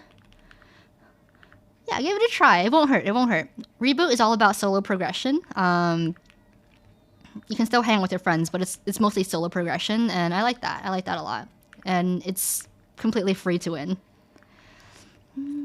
Karaoke and plushies, love them. Do you also like K-pop, Glovey? How do you know what song you can play on stream? I don't. I just choose the less popular, older songs. Do you like Twice, Globy? Because I am a translator for Twice. Was a translator for Twice. Until Stan Twitter got too toxic and I guess retired. Thing is alright if I just...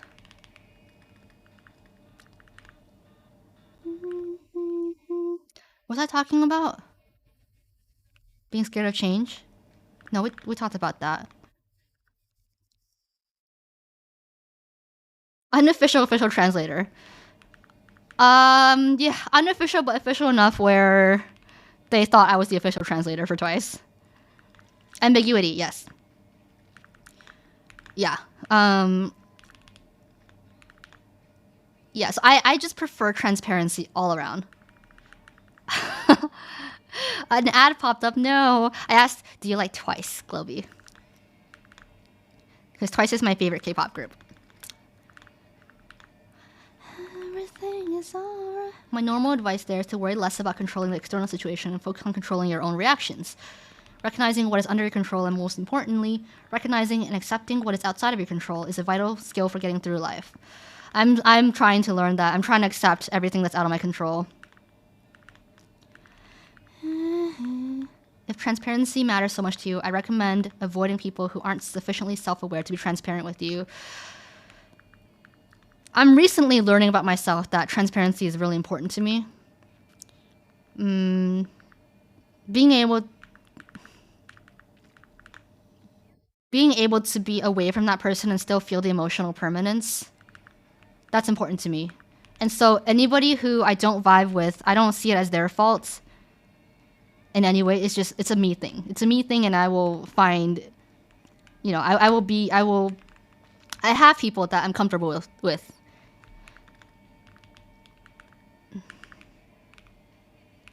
And, you know, I will find more. The more I learn about myself, I guess.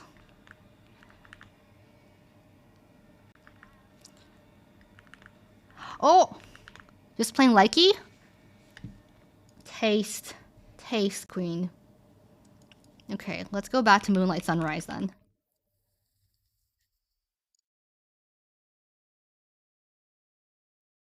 Lobi, come to Revo and add me. And then play with me, I'll carry you.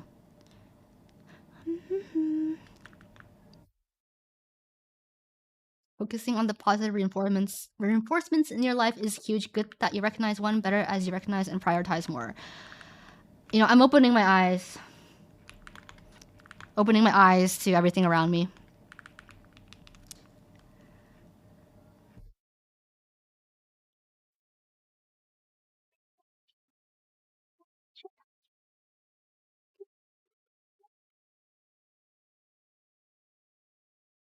Sunrise.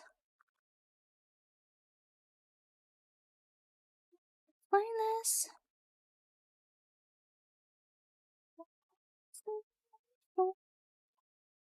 Talk right now. Need your clock right now. Although I have to say, I've never felt this way about anybody in life before. What they're singing about in this song, like I need you a clock right now. Not really. K-pop dance party when? Anytime.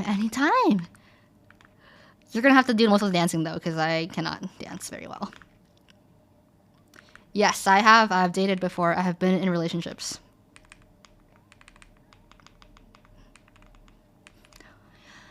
Maybe I don't really mean to rush. I'ma really need your touch. Dancing in a onesie. Tequila sunrise. Say this, I own the songs on your playlist. So hard to explain. You clap right now.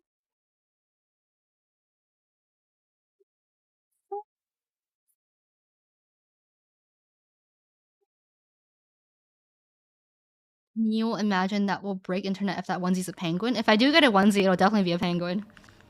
Do you consider dating and relationship different things? For example, you can go on 5 days with someone, but they weren't your significant other. Yeah, yeah. When you're in the dating phase, I would say you're just seeing somebody. You're just, it's not official. You're not exclusive.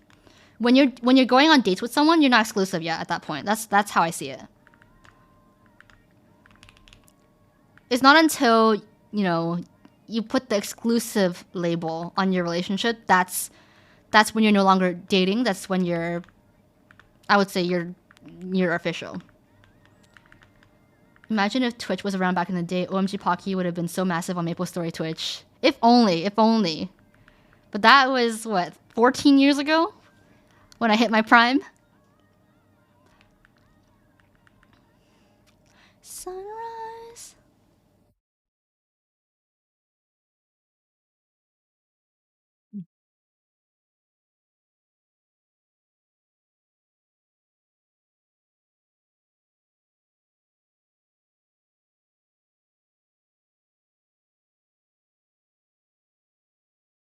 I feel like I'm just destined to play MapleStory for the rest of my life. Like, I got into MapleStory at such a young age, and I'm still playing MapleStories. Like, damn, might as well just make it my life. 갑자기 혼자인 것만 같은 날 네가 떠난 자리가 것만 같고 그날 갈거워지는 날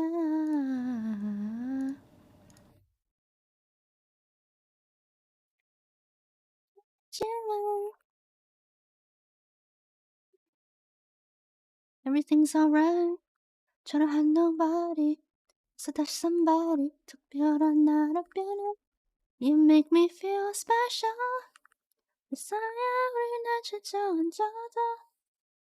We need a Nexon sponsorship. It's kind of weird to think that YouTube was founded just 18 years ago, and even then, streaming video was very primitive compared to what it is today. I still remember the day that I discovered YouTube. I was like, YouTube sounds so strange. It should have been YourTube, not YouTube. I thought YouTube was such a strange name. And I was on YouTube in like 2005, 2006 when it first opened up.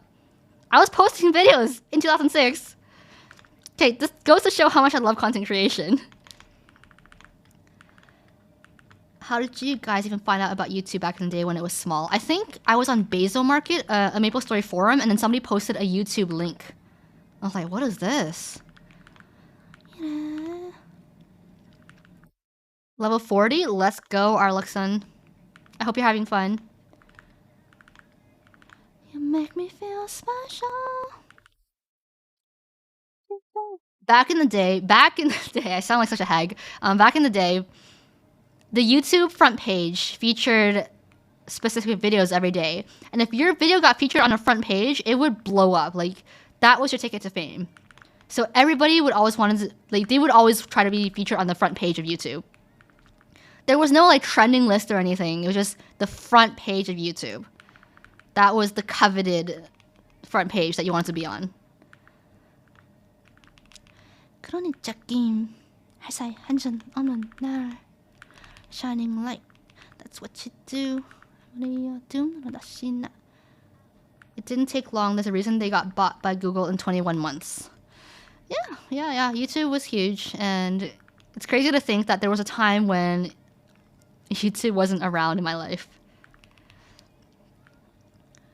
Yeah, I don't look at a trending tab or anything. I don't look at any of those.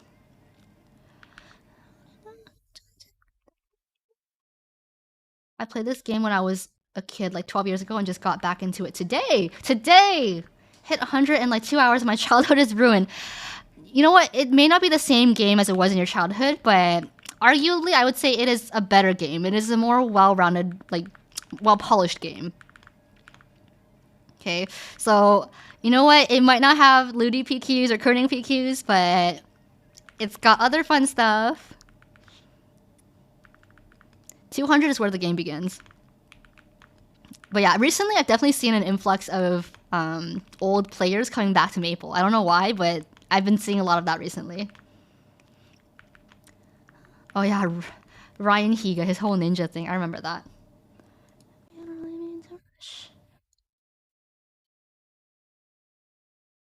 There's Hyperburn. Yeah, is that it? Is that all that does bring people back? The Hyperburn? Bye, Globee. Have a good night. Sweet dreams.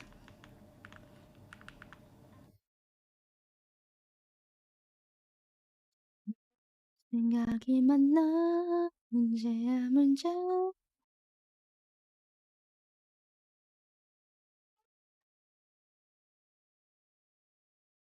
I'm gonna get an MVP, which is a plus 50% EXP coupon.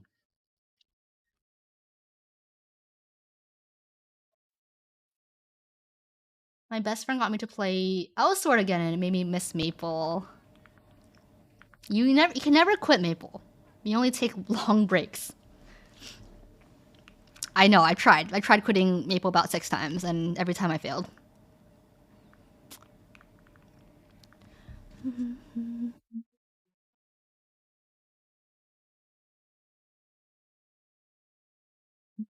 생각이 많나 문제야 문제.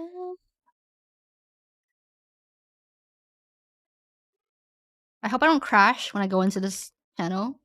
It's gonna be like 100 people here. Silence need license. So many people. My eyes.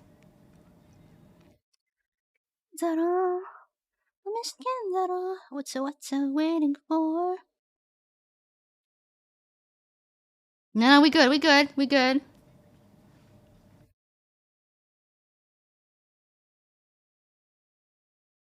Hold on to your seats. We good. We good. We good. It's just a little laggy because there's a billion people in this map right now.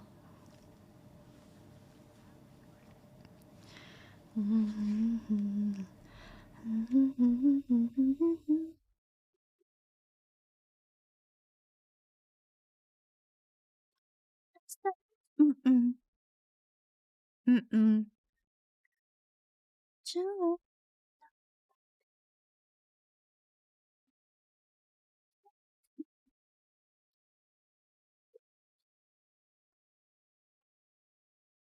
This is how it used to be on MapleStory back in the day with all these people everywhere. Yeah, if you went to channel 1, it'd be like this. It's extra laggy because I'm streaming at the same time. What's it waiting for?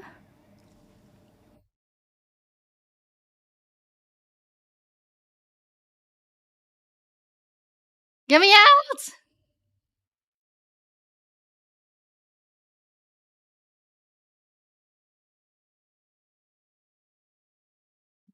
What other copyright-free songs can I play?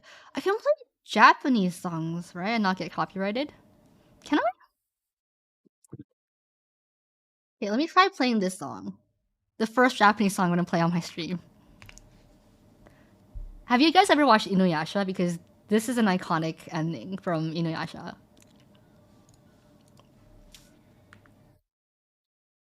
When this bossing starts on GMS, okay, I'm in EST, so for me it starts Wednesday at 7 p.m. for me. Guys, I love this song. No, not Every Heart, but Every Heart's good too. I learned it on the piano once. Guys, this song, so nostalgic.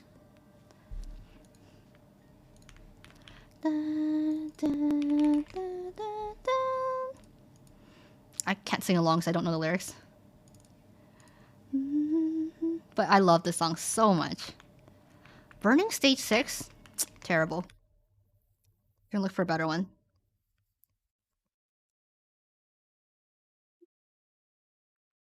This is my favorite Inuyasha ending. Oh, Burning Stage 9. Let's go.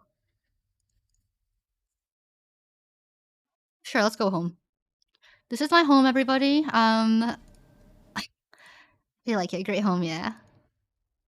Anyway, I gotta start sending my butler to do shopping.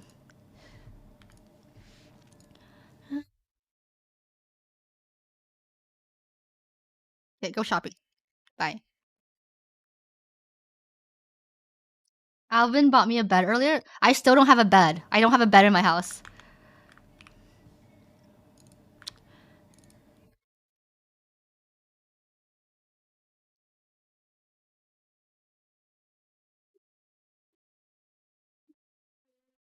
Do I have a 2x coupon? Do I have a 2x coupon? I don't see any. Hmm.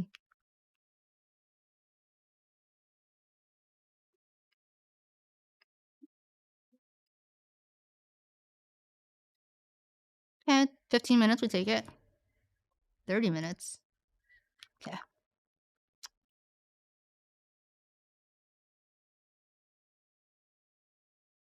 What a beautiful home. You can visit each other's homes in Maple Story. So listen, if you guys join Maple Story, you can come over. You can come over. Literally, you can come over to my home.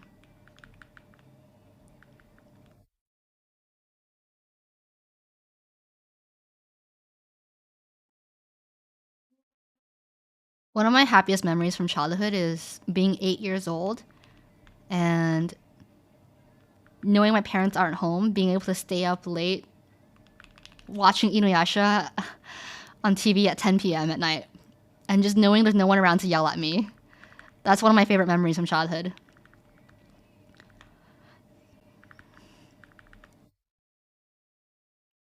263 or 36%. Nice. 45 magnificent growth pots. You're crazy. You're crazy. Have you heard First Love by Hikaru Utada? Yes, yes, I have. It's the song that Mina sang for her JYP audition. Whoa!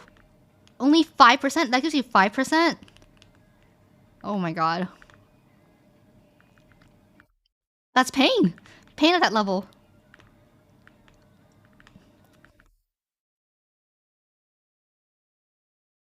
You know what? You do that, Noob Dragon.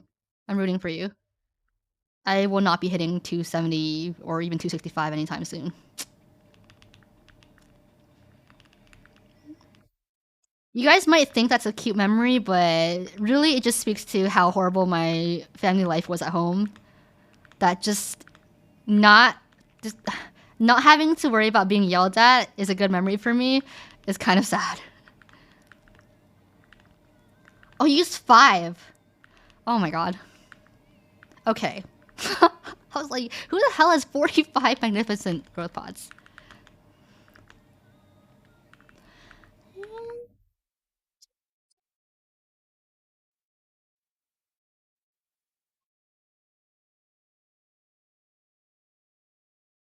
You know what? Come to think of it now, Inuyasha was actually a pretty morbid anime. It was pretty dark.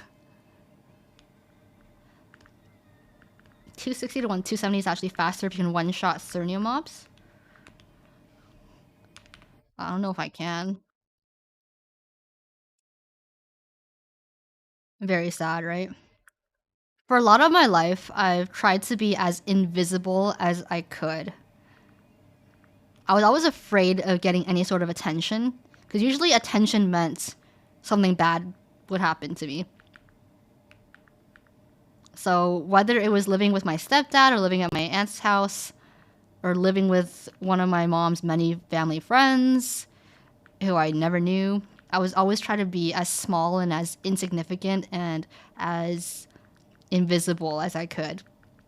You know, like I would try to never make any noise when coming in and out of rooms. I would avoid leaving my room if it meant they would see me. So, you know, that's partly why I became so shy, and it's so ironic that I'm a streamer now after all of that. But yeah, I'm trying to unlearn those bad habits from my past. Attention is higher of Sauron noticing you. But I would like to think that I'm doing better with having attention on me. I would like to think so. Or at least I don't feel as unsafe anymore.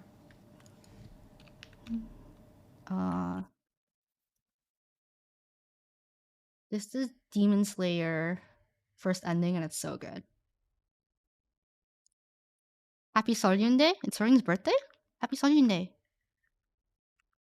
But then you started translating for Twice and boom, fame. It's It was different though, because I still felt relatively safe because I didn't have to show my face. Nobody knew the real me. But of course, that's also what made me really sad too, because nobody knew the real me. I think you're making great progress. Thank you. I'm trying to take up space more as I go about my life.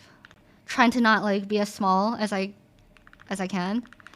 Trying to just take up space and just trying to not hide anymore, I guess. Misa was bot-like as a translator, right? Yep, I was bot-like. I had no personality in my tweets. And yeah, I always try to be the fastest updater, fastest translator, the most accurate one too. You see, this is... I'm very ambitious, guys, as you can see. Avoiding attention was a survival trait for you as a kid. It's not necessarily one for you as an adult. Makes sense. Yeah. Yeah, there's a lot of bad habits I need to unlearn from childhood. It's admirable.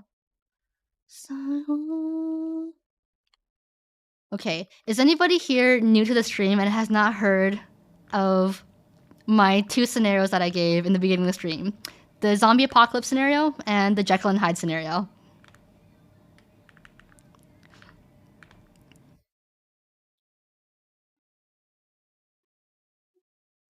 Goat wasn't here? Goat and Bree missed it? Goat, did you miss it? Or were you here for that? You weren't here? The zombie one I missed, Clara sent me the Jekyll and Hyde. Okay, they're both kind of similar scenarios, but the first scenario is you are in a zombie apocalypse. You have been in it for 2 years, and you are absolutely suffering. Every day, you know, you have to go outside your home and scavenge for food, and you're fighting for your life every day, basically. You never know when you're gonna get attacked by a zombie. You never know if you're gonna starve that day or not. You know what? It's a pretty shitty situation to be in. Like, you don't even have clean water. You can't take a shower. You smell bad. You're suffering. Okay, on all accounts, you're suffering. Okay, and then suddenly you're granted a magic button. A magic button. Okay, if you press this button, you will go to the afterlife. Okay, you will escape this chaos, but you will be dead. You will be dead, but it'll be painless. It'll be painless death, and you can escape this suffering that you're going through right now. On the other hand, if you don't press the button, you will continue to live in this apocalyptic wasteland. And there's a hope that there will potentially be a cure on the horizon, but you don't know when or if it's coming. So what do? Do you keep living? And do you keep fighting to live?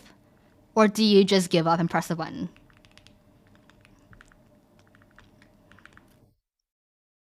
Basically, do you keep suffering while clinging on to hope that there will be a cure?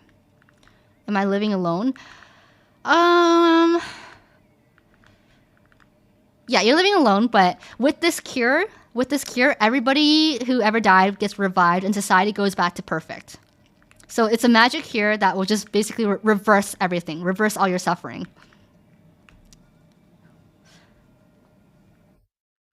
It's a magic cure that not only eradicates the apocalypse, but also brings humans back from the dead. Then you will continue to suffer. Interesting. Bye, Jordan. Have a good night. You will continue to suffer. You will be I Am Legend. You're suffering either way. Not in the afterlife. Not in the afterlife.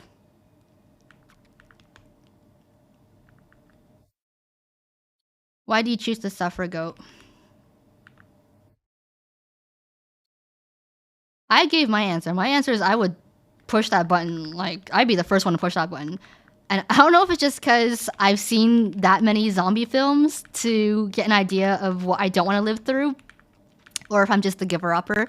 But yeah, I always told myself if I was ever in a zombie apocalypse, I would get the hell out of there as soon as I can. I would not want to live another day in that wasteland. Am I with those who died I love in the afterlife? You don't know what's in the afterlife. You don't know what's in the afterlife. If I'm alone, I suffer from my own thoughts, and with people, I am suffering on every level. Huh? So you would push the button then?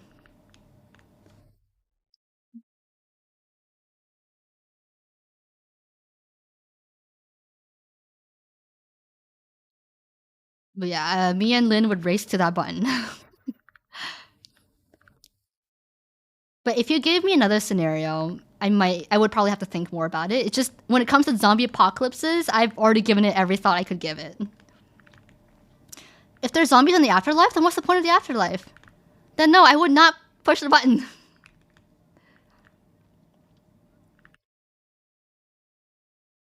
The thing is, Goat, you don't know if a cure is coming. You don't know if it's coming or when it's coming. It could be like 100 years from now, after you die. It could be tomorrow. Or it could never come at all.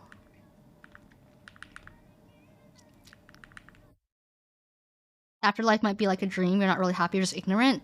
You know what? I will take that. I will take that ignorance. Like, I would be happy living in a dream, not knowing it's a dream. I've given this thought too.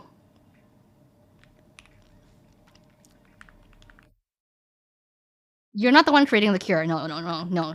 You're depending on other people.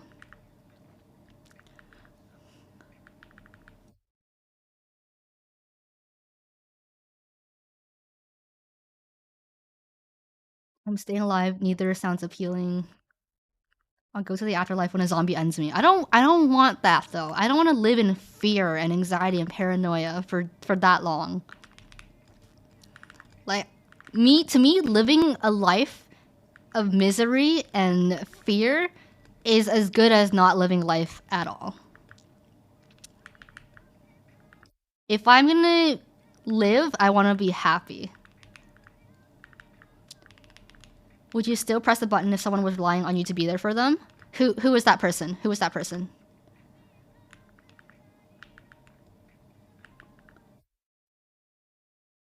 Go. So you die. You die then. Why not? Because there's hope. There's hope for a better life. My child? That's different. It depends. It depends. Does my child want to live? If my child wants to live, then I will live for my child. But if there was nobody depending on me, I would, yeah, press the button. Or if it gets hard enough, if life gets hard enough, I will probably convince that person to unalive with me. To push the button with me.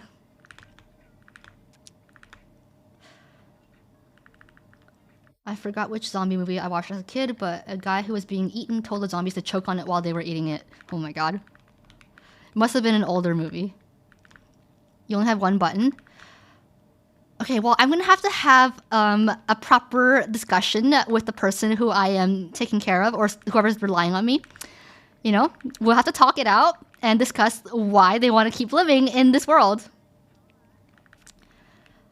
Well, the button will be a quick, swift, painless unalive, but you know, there's other ways. You will stay alive if Twice tells you to stay alive. Oh my god. Guys, I love Twice, but not that much.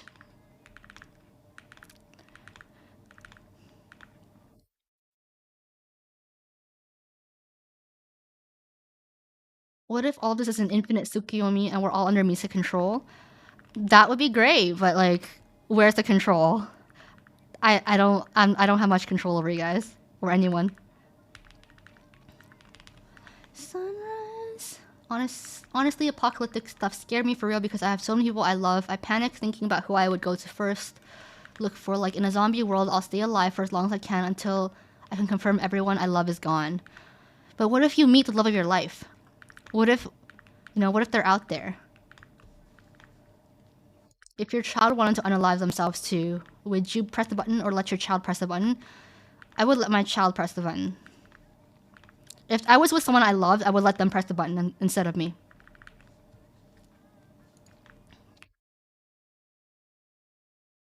Twice is controlling Misa?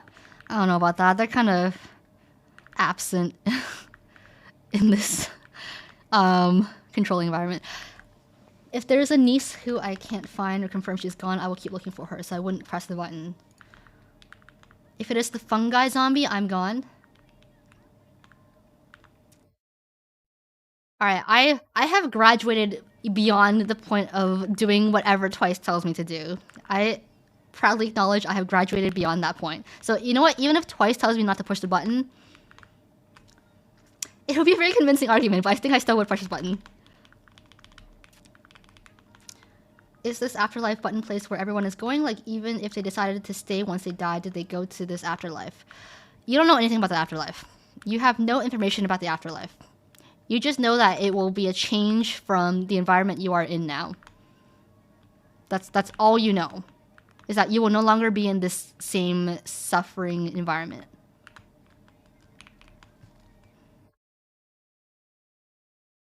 Yeah, gotcha. So it is a bit of a gamble in that sense too. Yeah, gotcha.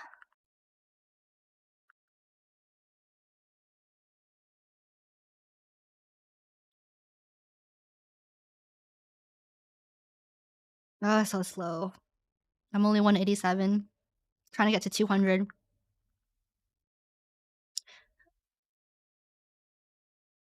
How would you even know that you're going to the afterlife when you push that button? You know what? You don't even...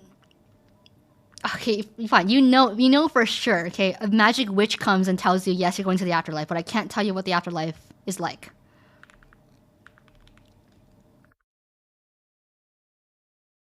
All your guarantee is that you will not be suffering in this environment anymore. This is a hard question, but before I ask, background to why am I asking, my parents are war refugees. I grew up hearing a lot about their struggle to safety. There are a lot of horror stories, so truly apocalyptic stories are fascinating to me because my parents and my people went through it, but there's one story that always gets me. This sounds like it's gonna be a heavy story. You're grabbing that witch by the neck and stealing her in a bottle.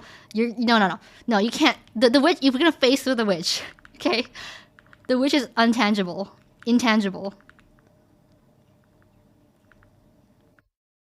Yeah, what's the question? Go.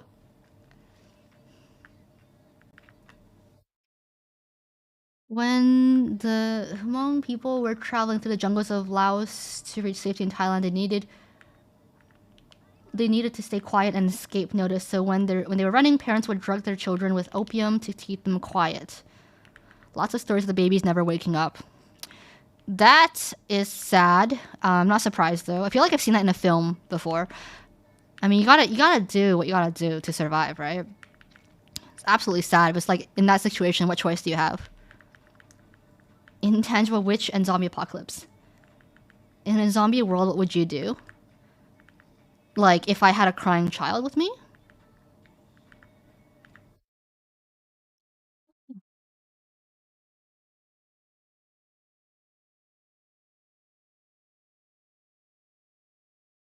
I would try my best to kill the zombies chasing after me.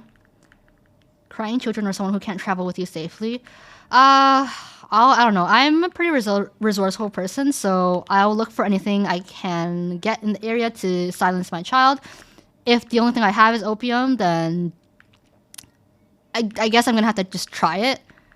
And then if my child passes away, I will push the button.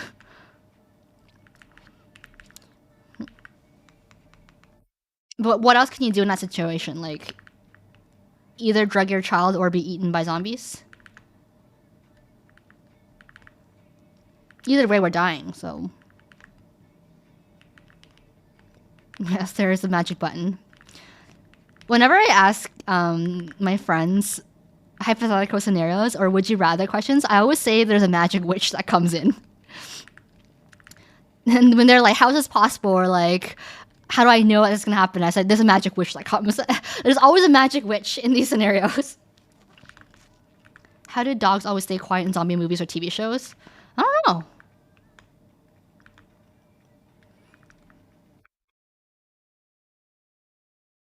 Apocalyptic stories are tragic. Yes, they are. Loving this. I'm gonna use that the next time you question my scenarios. A magic witch. You got it. Talking to people who grew up or fled war situations is always filled with tragedy. Yeah. Be grateful that at least right now you're not in that kind of situation. Because it's absolutely horrifying. In Attack on Titans, there is a scene where a mother lets her kids escape and stops Titans, but her kids see her being eaten while she's alive. Yeah, that was episode 1, wasn't it? That was traumatic. Hi, Phobos.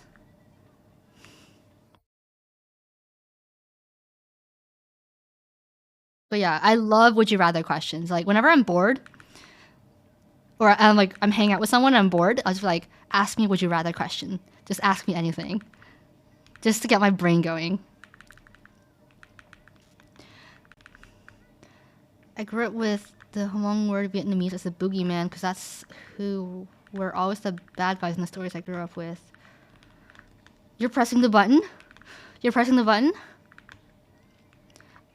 I did a poll for this in the beginning of the stream, and most of you guys actually chose not to press the button. I wonder if that has changed at all. The poll was, would you press the button? And most people said no. Most people said no. Would you rather be stuck in an elevator for 3 days or make out with a monkey? Make out with a monkey. I would make out with the monkey, okay? Question, sour candy or sweet candy? Candy is so sour that it'll shrink your face, and sweet will give you a headache. I don't want my face to be shrunk, so I'll go with the sweet candy. Yeah, I'll make out with a monkey. No biggie. Yeah, monkeys can be romantic, right? Give me the most creative and difficult would you rather question that you can think of. You know, try and stump me. Because it is hard to stump me when it comes to would you rather questions.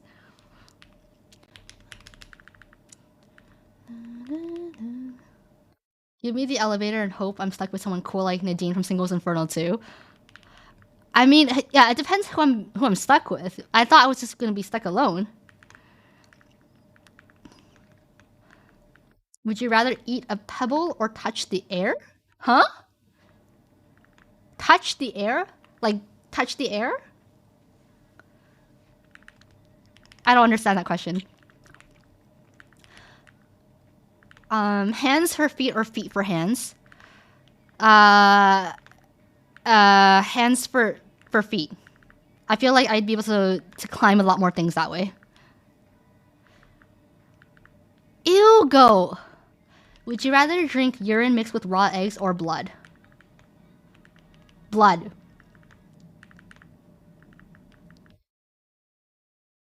Would you rather only eat bacon for the rest of your life or only Alfredo sauce? Bacon. At least there's substance. At least I'm getting some kind of texture. I don't want to just be drinking Alfredo sauce for the rest of my life.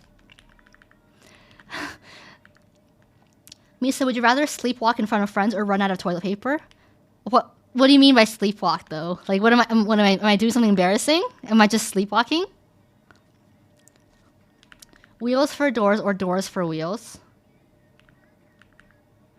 Wheels for doors. I think that would be a lot more practical than the other way around. Blood of your lover? Sure, why not? Would you rather only be able to speak riddles without answers or speak only tongue twisters?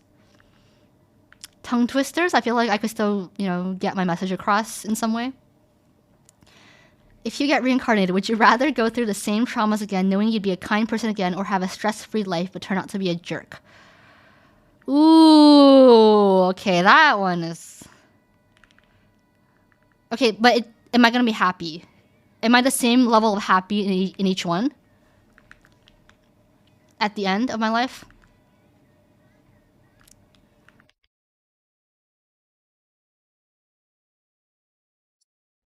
Here's a cursed one. Live in the world of a 40k... What? I don't know either of these. Would you rather have good and healthy parents or be a good healthy parent? Meaning if you chose parents, you will not be a good healthy parent. I'd rather be a good parent. I'd rather be a good parent. I would not like to leave this earth knowing that I was not a good parent to my child.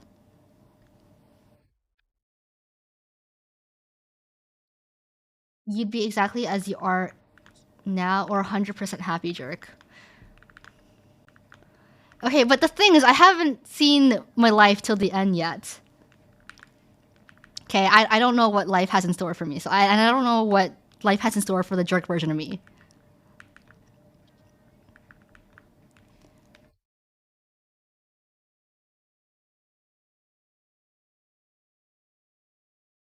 Kamehameha in real life? Would you okay, would you rather never be rejected ever again or never fail ever again? Hmm? That's pretty much the same thing, isn't it? Like if I apply for a job, I don't like I'll be hired because I won't fail, right? Or if I ask someone out, I won't fail. They'll like me back. I didn't give an answer for that question yet. Rule the world, did by all my girls. All I care about is whether I'm happy in that life or not. Happy and not suffering. I will take the jerk version of me if it means I am happy and not suffering.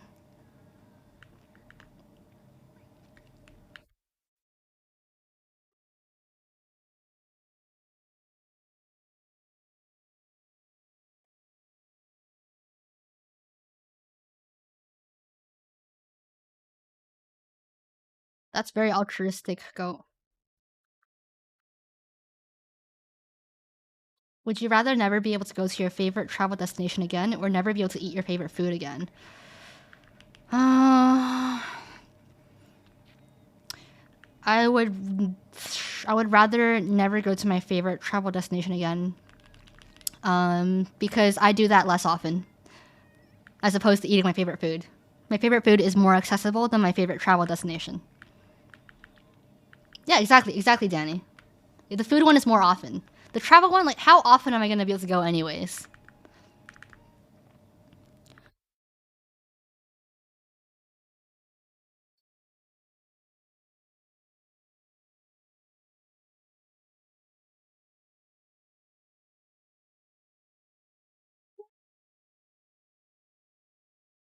What is your favorite food? I don't know actually. I say it's Hainan chicken rice, but it's not like my favorite food by a stretch. I have a lot of other foods that I enjoy almost just as much as Hainan chicken rice. Hi Lotus, welcome back. Okay, but what is your favorite destination then, Toksu?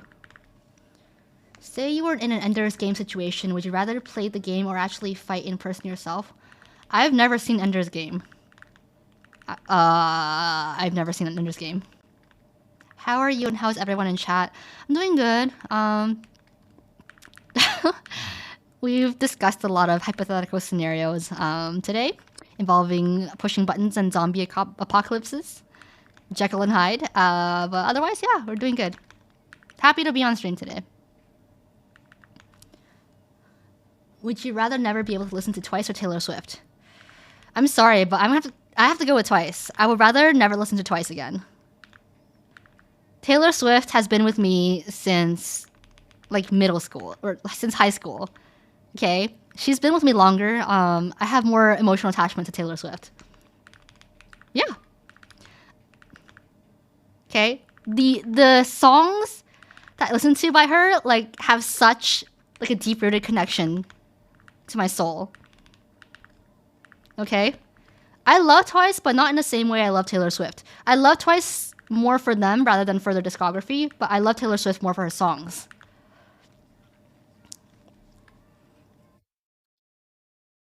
That makes me want to watch a horror movie. No, not for me. Would you rather remember everyone but they can't remember you, or you can't remember anyone but they remember you?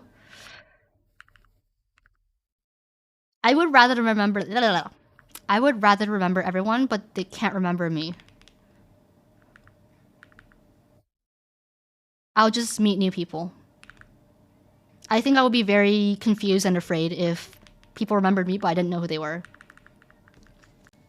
Would you rather live in a world where there is no crime or no privacy? Why would I want to live in a world with no privacy? I would live in a world with no crime. Here's a painful one. Have Twice as OT8 without Momo getting her chance, or have two different groups where Jihyo, Nayeon, and Jonghyun are on one side while others are in another group. I think I'd go for the second option. Because at least this way they're all promoting as idols, right?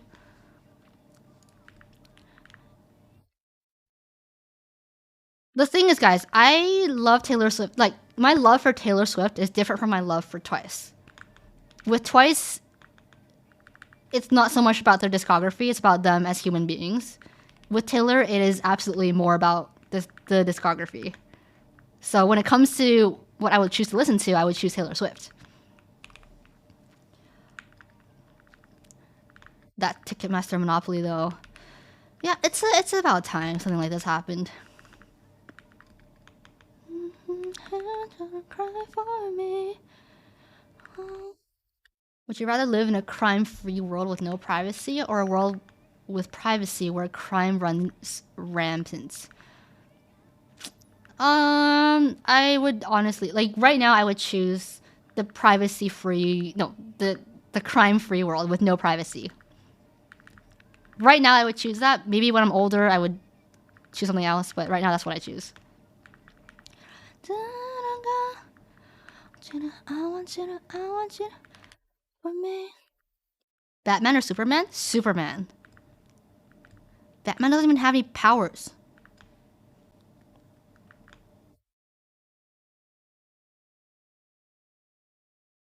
Ooh.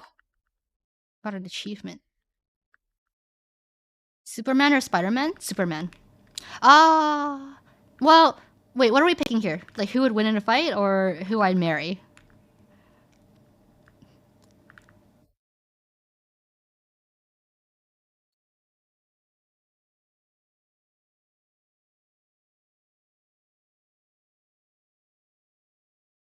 Batman is the strongest? Really?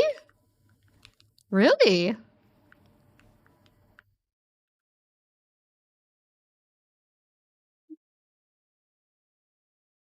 Mary?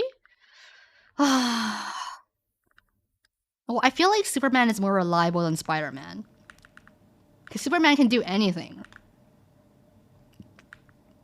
So, I might choose Superman. I like Batman, he has money. I mean, with superpowers, I feel like money is not hard to get. Batman's emotional strength? I don't know much about that, so I don't, yeah. I don't know much about Batman's emotional strength. Do you trust Superman more than Spider-Man, though? I don't know. I don't trust either of them right now, okay? But if you made me pick right now, based on like no info at all, I would pick Superman. Man of Steel, Women of Kleenex? Horror. Batman went through a lot. Yeah, Batman has a lot of traumas under his belt. I don't know if I can handle all of that. Like, Batman is more traumatized than me, and that's saying a lot.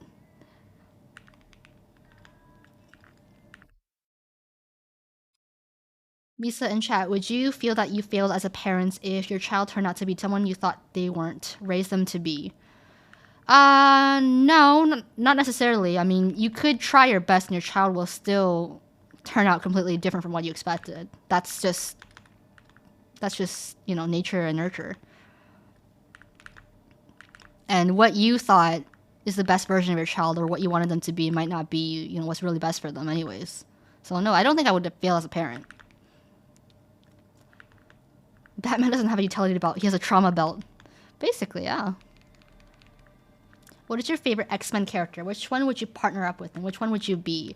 When I was younger, when I was like 5 years old, I saw Wolverine once on a TV show in China.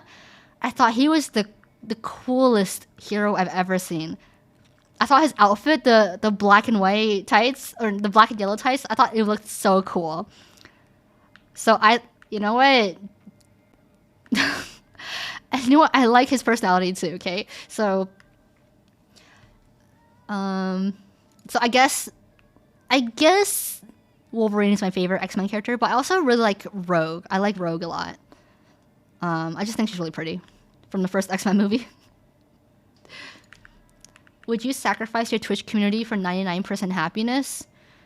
Well, I feel like you guys should make that choice instead of me. Because who am I to say that? Not fail as a parent, but they still make decisions. I will still love them, but be hurt about it, but love them and talk to them about life. Yeah, Anna Paquin. I think Anna Paquin is so pretty. And define sacrifice. What does sacrifice mean? Like, if sacrifice just means, like, you guys will all forget about me, like, maybe that wouldn't be so terrible. But if sacrifice means that you, like, turn into zombies, no, I wouldn't do that. No, you die? No. Nope. Nope, I will not do that.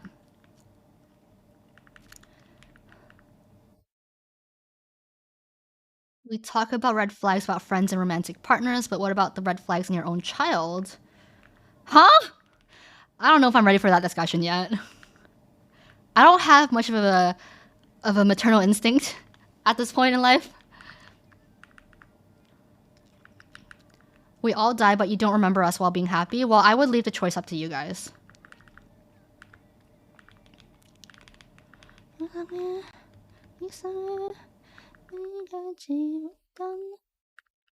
You can do that, but then I'll haunt you. Yeah, okay, so I won't do that. Do you think you would play RuneScape? No. Triangle faces. Triangle faces. Never. Listen, I can talk about anything but children. I am not ready for that conversation. I never want to birth a child. Okay? Never. You can't make me do it. No.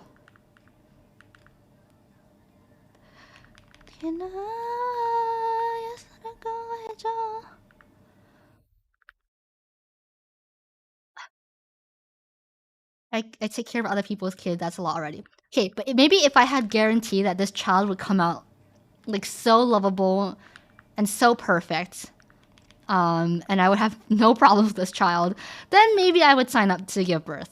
Only if I had that guarantee, though. Like, if all the pain will be worth it.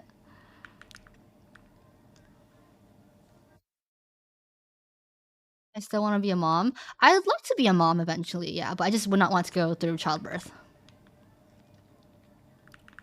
I respect your decision. In the area where I live, people just get pregnant like breathing air. Well, I mean, that doesn't sound very responsible. And I always say that you should never have kids unless you are ready to raise one, and not use the kid for your own benefit.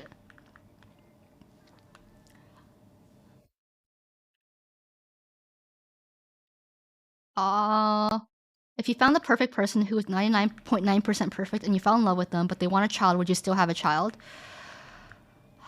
We can adopt. You know, that's an option.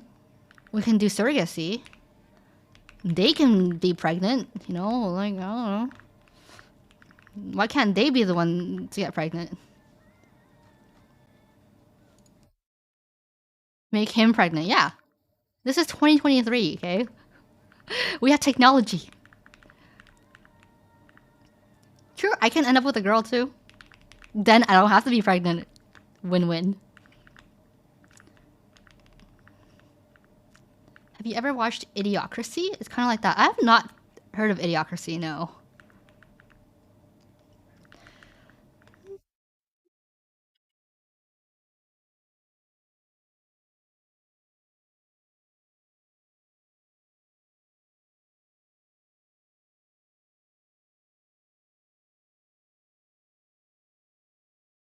I'm only 189.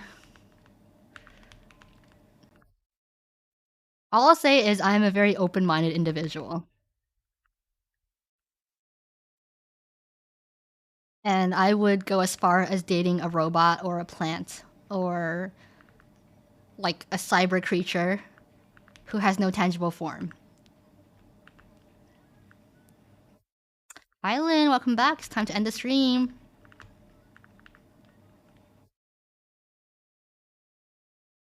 I streamed for so long that Lynn actually came back. That's amazing. I think I've been getting better at streaming for longer hours, which is great. Would you date an AI if they started getting real bodies? Depends how realistic and humanistic they are. If that AI is capable of meeting my needs, like my emotional, mental need, like all my needs, then yeah, okay, that's fine. Sure, let's do it. Why not? Idiocracy was a parody of what the future might become, but now it is so close to reality that it can be kind of depressing. Is it on Netflix? The Uncanny Valley is a creepy place. Yeah, you know what? If there's an AI out there that can like meet all my needs that I look for in a human, like why not? Like what is the difference? Why not, honestly? Yeah, I'm down for that.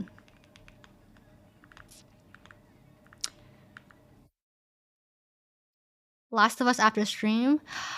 Oh, I would love to,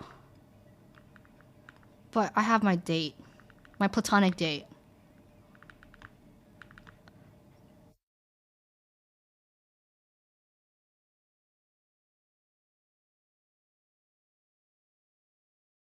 Have you ever seen her? I am on the fence on if I would love an AI. I have seen her. I have seen her. I could totally see myself loving an AI. Yeah, I can see that happening. These Maple streams have been great. You can still play, do your tasks, and level up while talking to us about anything, especially silly things that don't take a lot of brain power compared to our serious discussions. We still have serious discussions too, though. I really like it. I really like it. It's my two favorite things in one: streaming and Maple Story. And it is very relaxing. It is. I have a platonic date, yes, after stream. In fact, I am late for my date already. Idiocracy isn't on Netflix, but Don't Look Up is, and that is similar but without the comedic edge. I tried watching Don't Look Up, and that just infuriated me. Like, I could not finish the movie. It was just so. It just pissed me off so much. They were just so stupid in the movie. I can't get through that movie.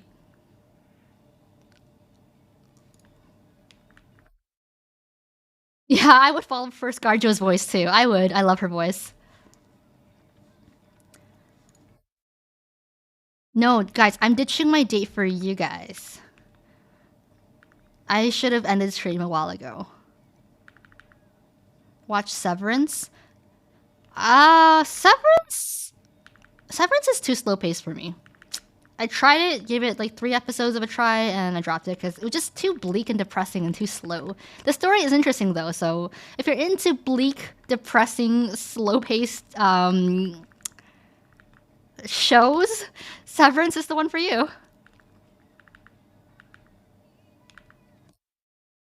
I'm leaving soon too. I've got to get some sleep instead of staying up so late.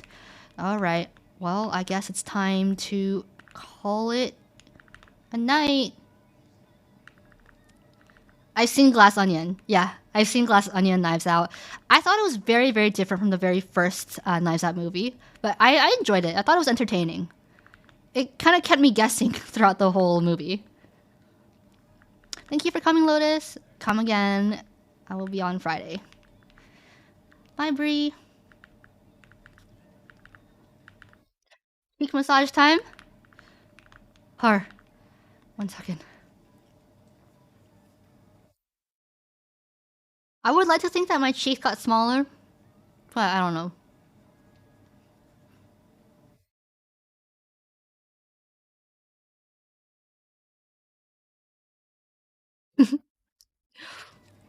My cheeks are so round.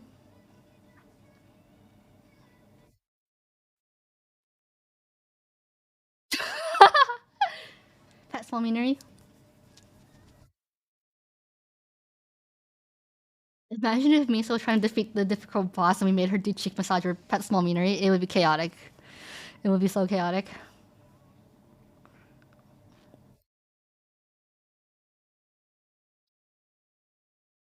Wait, let me see if my date is available.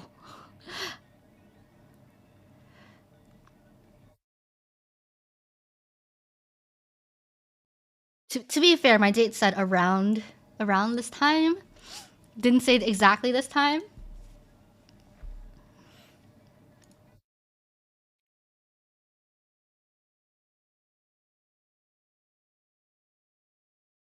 Sunset. Sunset. Sunset supremacy.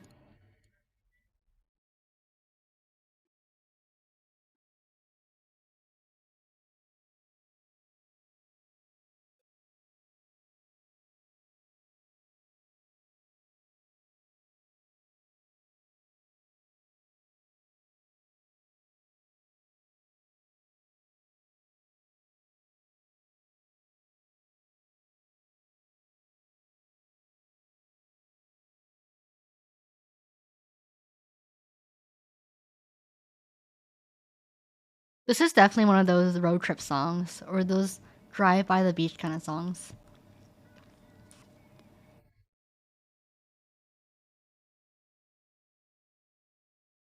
We've reached the end. Good night, Lotus. Good night, everybody. The end is here. The end is here. I streamed for a long time today, too.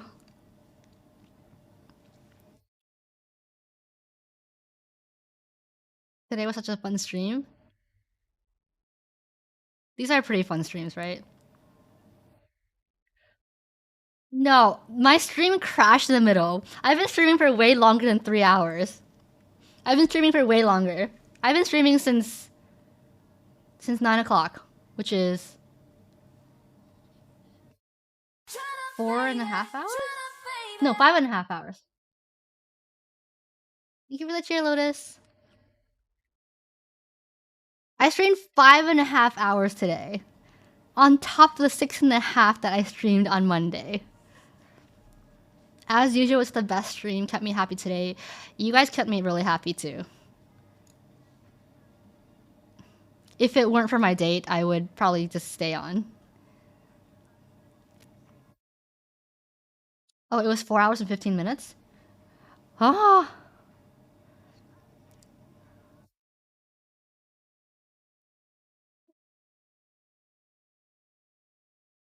You guys really make me so happy. Just like being here. You don't even have to do anything. Just be yourselves. Just be your crackhead selves. Be your philosophical selves. I love it. It's fine, Goat.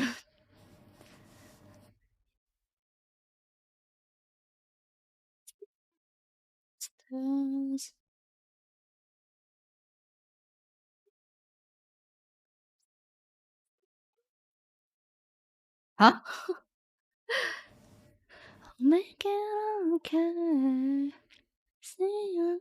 I hope we gave you enough serotonin today. You can always lean on us, Misa. But will you always be here whenever I choose to stream? What if I chose to stream at a very random time? Like 3 p.m. Did you listen to Shooting Star by XG?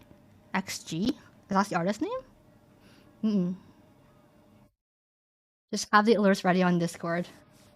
Because you never know. I could just come on at any time. I'm awake most of the time, so I'll be here. I noticed. You get up at odd hours. If not in school, I would join unless I am sleeping. No, join in your sleep too. Twitch doesn't notify you when someone's live. It doesn't? Yeah, and if I stream after my date, and that no, I don't see it happening. I'll be too tired by then. It's already late in the night. Ah, when you're not on the site. I miss Misa's. You just gotta look out for the Discord notif. That's the only way.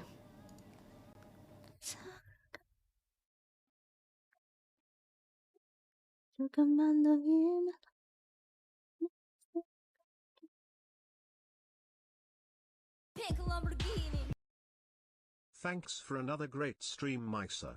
Misa! Interesting questions about the zombies and Dr. Jekyll situations. I rather deal with the pain of having the food around since I know it would be temporary. Hope you enjoy your date tonight and thank you for your input Friday. and the donation. Smiling face with hearts. Smiling face with hearts. Misa. Yes, thank you. Always appreciate it.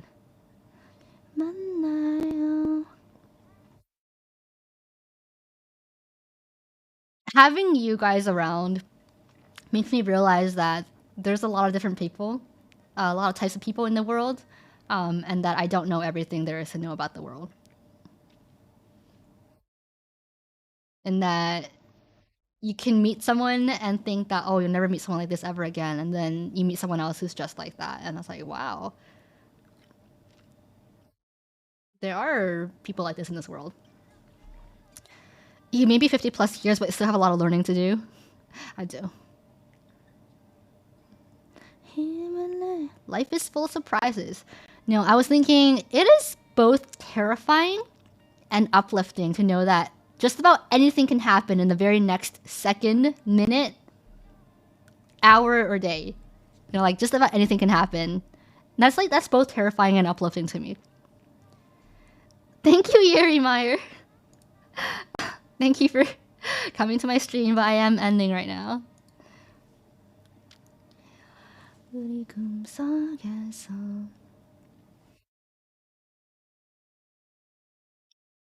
So it's like one day could be terrible, but the next day it could be completely opposite. And vice versa. One day could be amazing, the next day could just be completely awful. So it's like it's both terrifying, but also kind of uplifting to think about. Gives you hope. Maisa. Thank you, Yeri Meyer.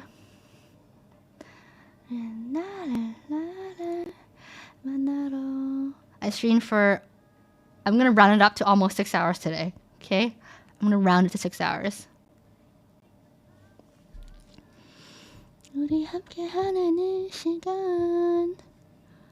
Not cheating, no.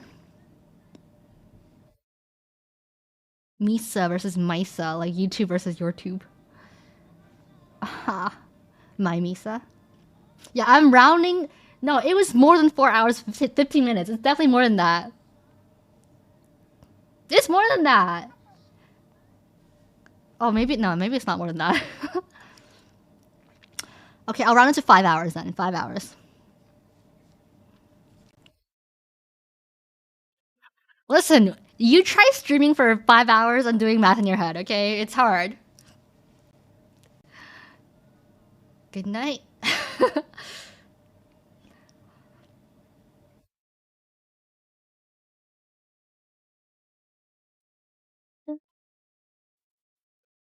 I always love this guitar part in the song. I wish there was a whole song of just this guitar part. But yes, don't forget to use my code POGHAVEFUN31893 for 21 free meals plus free shipping at HelloFresh.com. Good night, everybody. I'll miss you until the next stream. I'll be on Friday around the same time. Or earlier. Or later. Most likely around the same time.